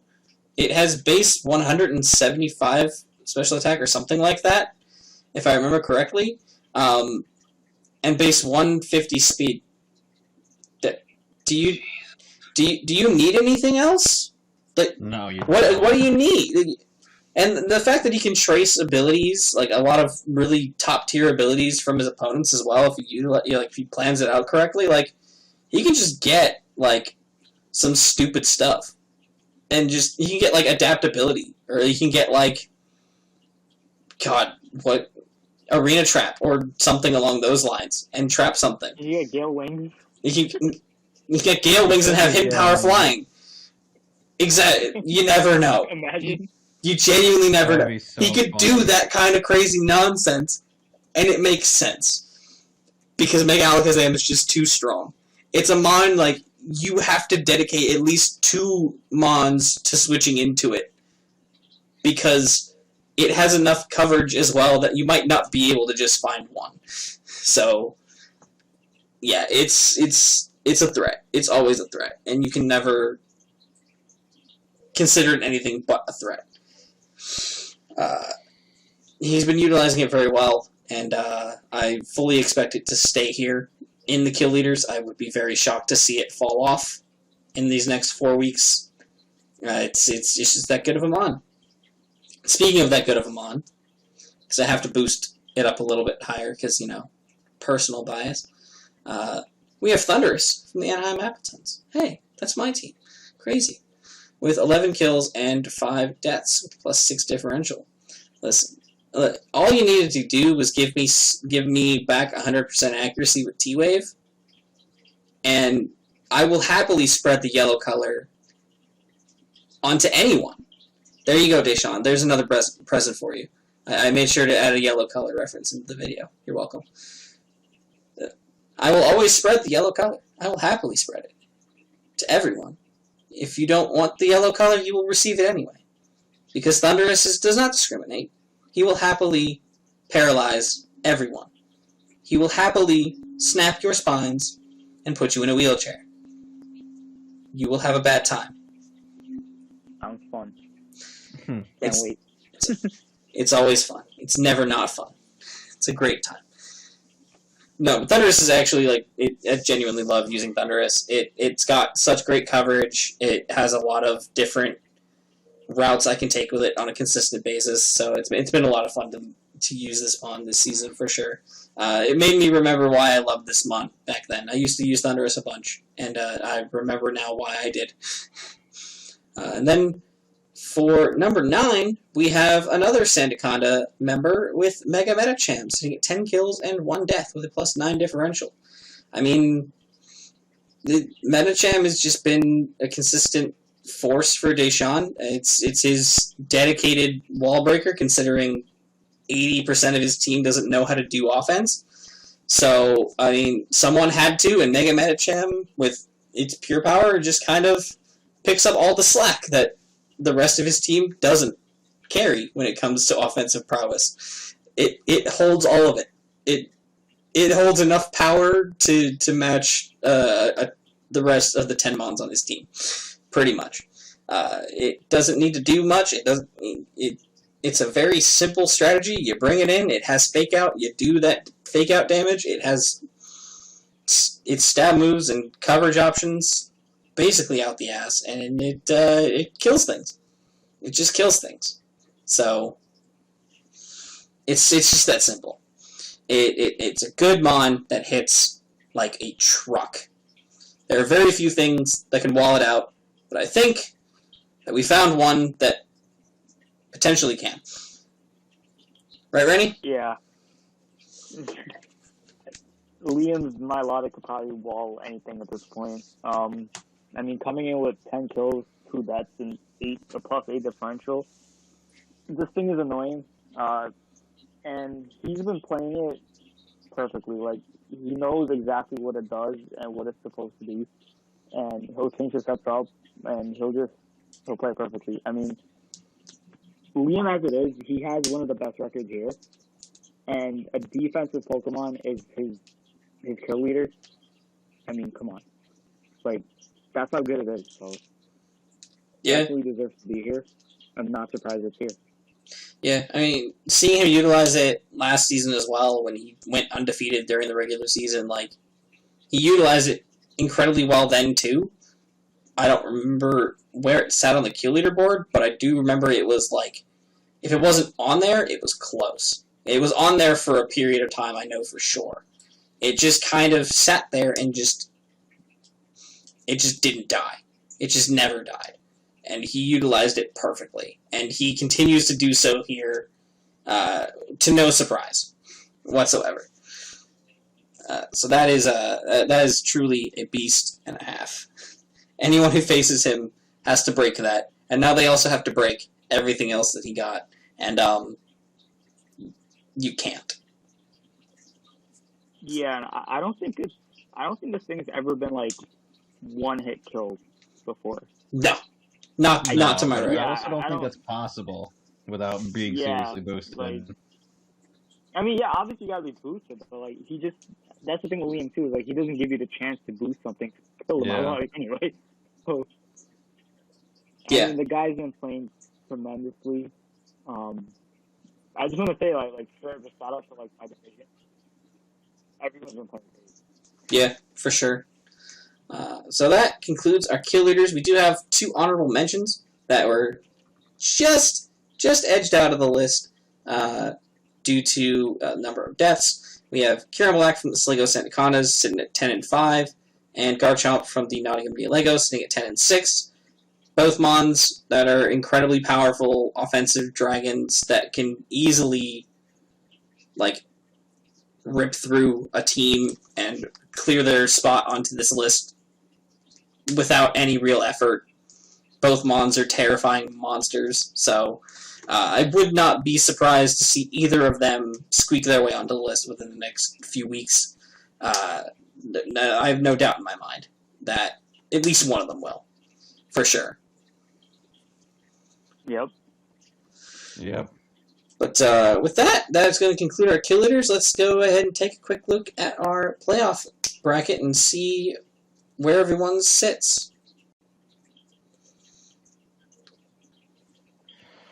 Alrighty, and now we're looking at our playoff standings. It is close enough to the end of the season that the playoff race is real and starting to take shape. Obviously, we still have 4 more weeks to go, so some stuff can change, but we really are starting to get a clear look at who will and who won't be in our playoffs. So, sitting at the top seat of our division leaders is the Bridgeport Sandacondas. The only reason he has that number 1 slot, Deshaun, is because Bridgeport comes closer in the alphabet than Greenwich. He and I are both sitting at 7 and 1 for our record, tied with differential at plus 20.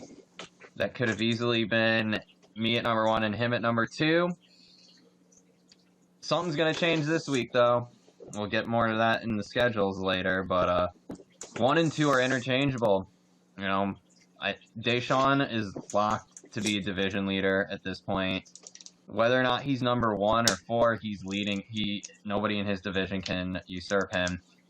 And you can probably say the same for me, but it's not as 100% as Deshaun.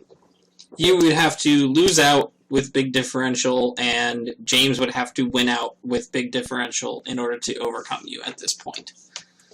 Yeah, and even then, with losing out on the differential boosts from not being able to play Jamie in week, I think stops him from it. Yeah, definitely. So, with those 2 slots basically being a lock, and they're just fighting over it between the 2 of them, we have slots 3 and 4 for the division leaders. Currently leading the Sotopolis division is Steven and the Sligos Anacondas, currently sitting with a record of 6 and 2 with a plus 14 differential. He is followed very closely behind by a few people. But both of these remaining divisions are very close to the point of, like, there's only 3 wins separating the first and last place in both these divisions. It's incredibly close to where anyone could realistically win the division at the end of the day. So, especially going into divisional games in the final 3 weeks of the season, it's going to be a slugfest in all the divisions to try to nail those 2 spots between Sotopolis and the Marvel division. Both are going to be divisions to watch for sure. So yeah, Anacondas are leading, Sotopolis followed very closely behind by several coaches. And we have the Auckland Ambipalms currently leading the Marvel division at 6 and 2 with a plus 9 differential. Again, followed incredibly closely behind by everyone in their division. Everyone in that division has positive differential. Put that into perspective. So, literally, people just need to pick up some wins and hope that the divisional rematches favor poorly for some of the other competitors, and some people can just sneak right in to the top slot very, very easily. It's definitely a tight race, for sure. Speaking of people who can take over the Marvel division, Rennie? Yeah, I mean, I think like 2 weeks ago I was number 1 or number 2, and now I'm like number 5. So that shows the competition it's pretty potent this season. Mm-hmm. But just talking back about like our divisions, it's crazy because Liam's leading the division, but like 1 loss could throw him down to like second, and then just going back to like everything. I mean, I'm shocked because we spoke about this earlier in the season, like our divisions are going to be hard, but I just didn't expect it to be this hard. Everyone in the entire division has a positive, like, I'm looking at it right now, I don't see anybody, there is no other divisions with a positive differential.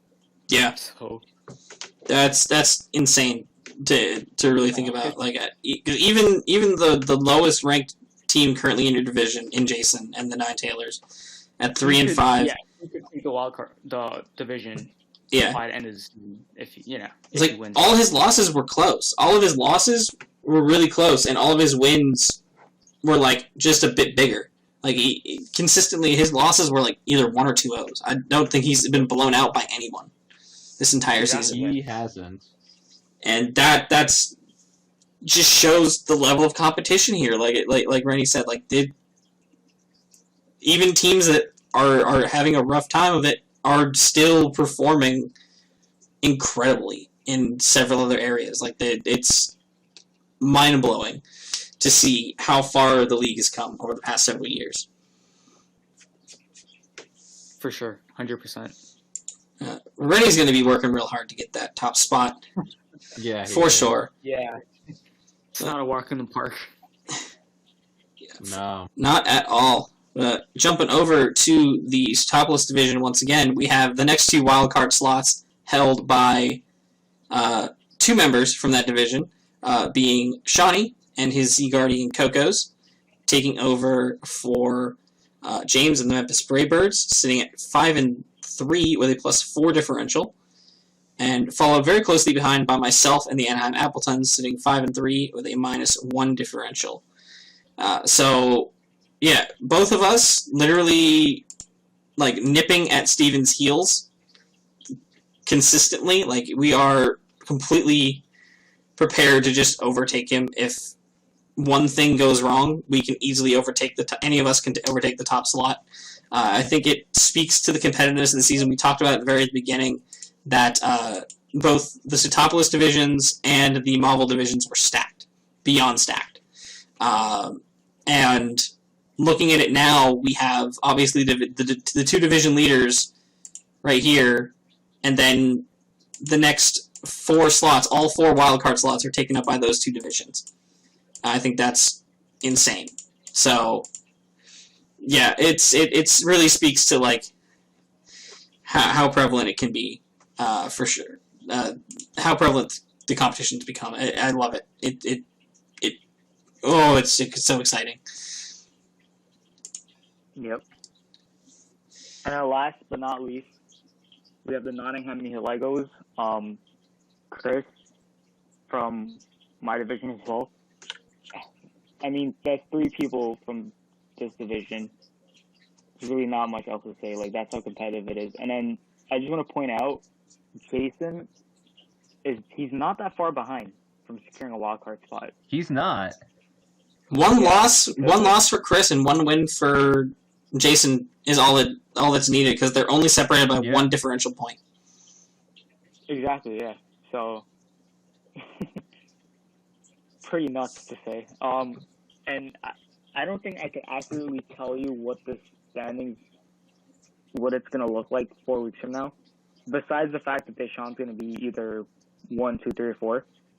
I don't think anybody can, because it's literally everything else is just up in the air, up for grabs. Yeah, 100%. Yeah. These wild card slots are not safe. These divisional leader slots, aside from the top 2, are completely not safe. Like, everyone can lose their current spots. From 3 down can move around tremendously. Yeah. 4 weeks is a lot of time in Draft League, and a lot can happen. So this is going to be very interesting to see how this all plays out. Yeah. Yeah. We've already touched on it quickly, but just to go through everyone who's currently out, Myrtle Magic Carps, they're just a few wins away, and people above them getting lost or 2 from making it into wild card. Same with the Jason and the Nine Tailors, and even Ant and the Bolt Strikers, because I actually think I believe Ant and Jason have the same records, and Jesse. Mm-hmm. Like, the first 4 teams that are out of playoffs could very easily make it in. I think everyone below Jesse, Eric and the Ice Slashers, the Victinis, they're mathematically out. They can't make it in. Mm-hmm. And then in our D-League outs, we have Alan and Jamie. I mean, Jamie forfeit. He's done. He's out no matter what. But if Alan doesn't start picking up some wins, or at least not having his games end in a way where his differential is really going down, he's gonna go back to D-League. He absolutely, he 100% needs to pick up another win, because he's currently the only remaining team, aside from Jamie's team, which is completely out anyway. He's the only team that only has 1 win remaining. So, with that in mind, he has to win. Yeah. He has to win at least 1 game, ideally 2 games. Yes, 100%. To not go back to D-League. And Which, going back to D-League isn't that big of a deal as it used to be. Yeah. It's more the fact that Alan just came out of D-League. Yeah. The tough thing, the crazy thing about it is his divisional matchups are going to be the most important for him, because the other 2 people that are realistically in danger of taking his spot and going down are in his division. Yeah.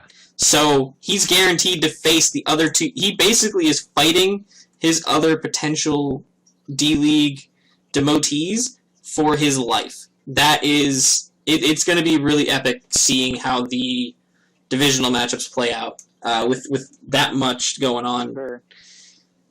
That's going to be very exciting. He needs to be at least one of them. Best case scenario, he beats both of them, but he needs to beat one of them. Yeah, it's going to be a crazy final couple of weeks. I am beyond excited to see how this all shapes out. It's been a wild season for sure. So I always get really hyped around this time because people really start pulling out a lot of crazy stuff and then the final weeks leading up to playoffs and to avoid the demotion slot. So it's going to be great. It's going to be absolutely fantastic. Same. There's been talk about changing up our demotion because of Jamie withdrawing and needing to be replaced in the first place. But as we get closer to the end, we'll get that idea solidified a bit more. Yeah. So you guys will know when we know, for sure. But with that is going to conclude our look at the playoff standings. Let's take a look at next week and see the matchups we have in store. All right, ladies and gentlemen, we are in week number 9. This is the final week before we head into divisional rematches. This is also the final week for free agency transactions. So after this week is done, rosters are 100% locked. So if you have any last-minute free agency transactions or trades that you want to get done with other people, you better start sliding into people's DMs now. You better start digging through that tier list because as of Sunday at midnight PST, your team is what it is, period. So if you got the transactions left, you might as well dig into them and see what you can do. But we have our Week 9 matchups, so Alex, take us away.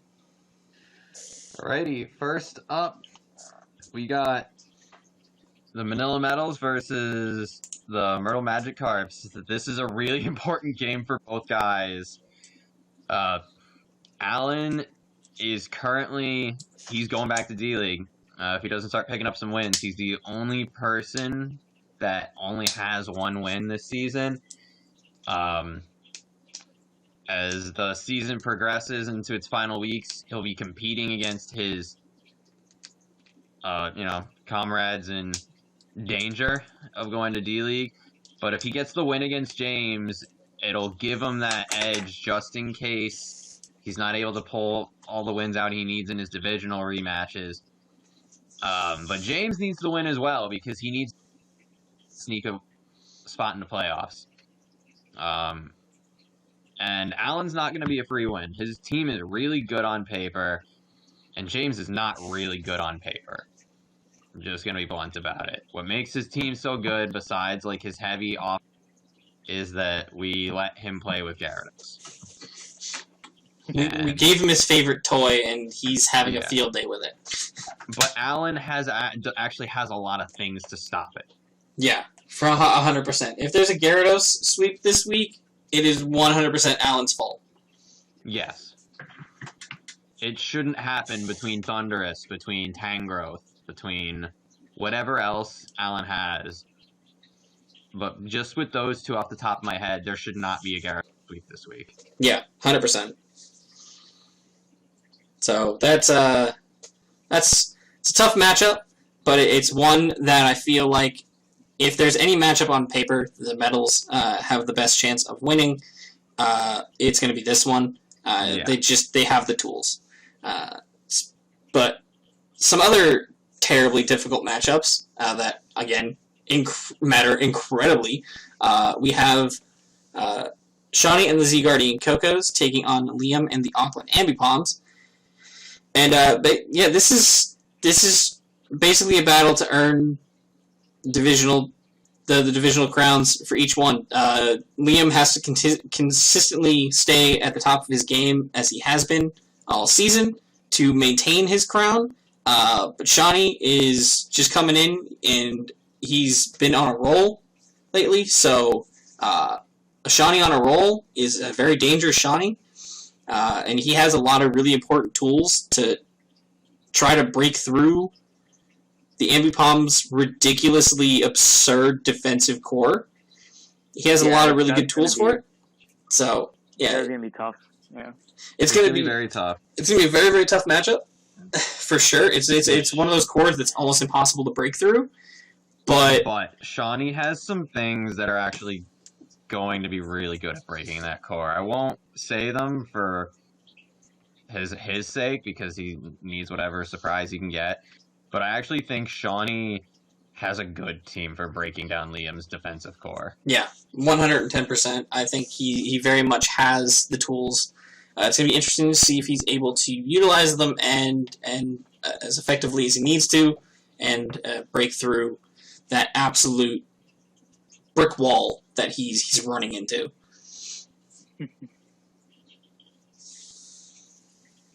Speaking of brick walls, thank you for that one, Jeff. We stay lobbing these. We play t-ball out here. I set him up and you blast him out of the park. So we do it. Is myself and the Greenwich Guillotinas against Deshawn and the Bridgeport Sandacondas. And if there's any team that has a wall like that, it's Deshawn and the Sandacondas. I will say, out of every game that we have going on this week, while this one does have the lowest stakes, other than the fact that it reduces the final two teams of only being X1 to, instead of there being two of those, now there's only one. The team really, it doesn't have stakes. Deshawn is gonna keep his division. I'm going to keep my division, but it's still probably, not to toot both of our horns, but it's probably going to end up being the most anticipated game. I don't even think that's a horn toot. I mean, any game featuring two teams sitting at X1, tied with differential. Yeah, that would be, yeah. Tied perfectly across the board in every considerable way, especially a game between you two who both know each other better than anyone else in this league. There's no way this could not be the most anticipated match on anyone's list going into this week. This is the match to watch, 100%. Yeah, I'm kind of glad that it doesn't have stakes, because it means we can both fuck around a little bit and hopefully save our real stuff for playoffs. I mean, it's good too because you can't prep together, so... Yeah. Like, he's already done his prep, I'm already done, I have to figure out some EVs on something, but even still, I'm not... Despite the low stakes, I'm taking this game very seriously. You know, I've watched every single one of his games. I've been very much a big part of the building process. I know what doesn't. I know what he's able to pull off. And knowing that stuff is one thing, but coming up with things to beat it is an entirely different ballpark. Yeah, it's definitely going to be tough. And speaking of tough matches, ready? It's you and me, buddy. I mean, I feel like this is the first time we're playing against each other and we're not the main event. Right? That's crazy. Like, that consistently over the course of the past several seasons we've been in here together. Like, this is always, whenever this match comes up, either it's regular season or playoffs. A lot of the times it ends up being playoffs, because like half the time we just end up on opposite sides of things for the regular season. We just never meet up. But like every time this matchup happens, everyone's like, man, this is the game to watch, 110%. We've been demoted, man. We've fell down the totem pole. What happened? We fell off. I know I don't know. I mean, we're getting old. Yes, that's right. We're two of the NPBF veterans at this point. So, yeah, I'm feeling it. My back's starting to ache. I'm carrying this league for so long. Yeah, I mean, in the past our matches have been nuts as hell. I don't know if you remember that one game where the score ended 0-0. Oh my god! I think that happened. That game was absolute. I got to go back to look for that game, because that game was. I think that's a game where everything was perfectly played by both players down to like the last possible move. And sometimes for fun, like I'll admit, I go back just to watch that game just for the thrill of it. Because Yeah. that game is so good. I'm gonna look for that game. Genuinely same, because it's every single match we've ever played, any league we've met up in, and no matter what, it's always down to the wire. It's always back and forth. No one ever really seems to have a clear advantage over the other. It's consistently been banger after banger after banger, week after week, season after season. It's always fun, and I always look forward to these matches. At the same time, I dread them because It's stressful as hell. I lose hair. I lose 10 pounds. I mean, that week is usually stressful. I haven't eaten in 2 days. I think this game during the main season is probably the most important game we're probably ever gonna have. That's not in playoffs. Yeah. Only because, like we were talking earlier, I mean, we're both 5-3. Mm-hmm. And whoever loses this, it's not even about whoever wins this. It's more so whoever loses it, they're gonna have the hardest time just making it back in the playoffs because both of our divisions are stacked as hell. And losing this one, that means you literally cannot lose another one. Like losing one more, maybe at X5 you'll get into playoffs. But with our differentials just being low as it is, it's gonna be tough, man. I mean, yeah, 100%. I'm glad that one of us is gonna win the game, but it sucks that the other one has to lose it. That's what it really boils down to. One of us has to lose, and neither of us wants the other one to lose. Realistically, it's one of those situations, man. It's tough. But knowing us, we'll be like, I'm looking forward to it. 0-0 That's not. Yeah. I would love another 0-0, dude. I want to pull that off again. 100%. That was too wild. Everyone was losing their minds over that. That was easily one of the most hype games ever played. Right now, it had to be ages ago. Yeah, but you can find the replays in Showdown. Yeah, I'll look for the replay. Which is what I'm doing right now. Yeah, definitely got to dig way back. Alex, that was the year I think you won. The season you won. Was it? Okay. Because I was... So. Yeah, that was the season you won because I think Jeff was number... I think Jeff was number 2. I was number 1. But it was late in the season and we were both X1 or something like that. Or we were both X2. Yeah. So it was whoever won that game was straight up just going to win the conference. But that game, man, if that's the case, I'm watching it right now. Dude, that game is sick. I mean, we should probably go back and revisit some random playoff games. This wouldn't have even been playoff. This would have just been a random regular season game. Even better. This was a random game, but even afterwards, Jeff and I, we spoke about it, yo. Yeah. I forgot. Megazard. Rennie, the team you had this season was cracked. Yeah, it was. Yeah, no, that team was cracked though. That team was. They let me have, I think, Lando and Charizard X on the same team. You had Lando, Zard X, you had Raikou, you had Ferrothorn. I had Pharaoh, yeah. Ah, the good old days. I miss those days, man. So much fun. But Alex, don't go getting distracted on us. You gotta talk about.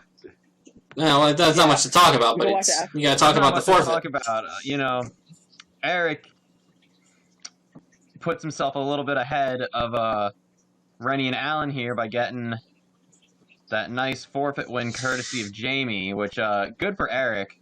Glad he has it. Sucks for Alan and Gav.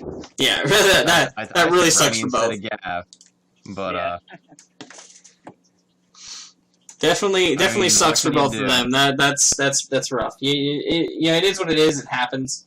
It's unfortunate that it affects two other coaches' chances of sticking around just a little bit more. Yeah, but it's unfortunate that these forfeits actually have playoff implications. Yeah, it really does suck. It's definitely unfortunate for sure. But it is what it is. And then we have Ant and Jason, which again, both of them they can make playoffs. I mean, they're still in the running. That game's gonna be interesting because they both have the same records, and they're both like a couple plays away from having their records inverse. So it's gonna be interesting to see what happens with both of them. I think, especially Ant, like how he's gonna bounce back from that.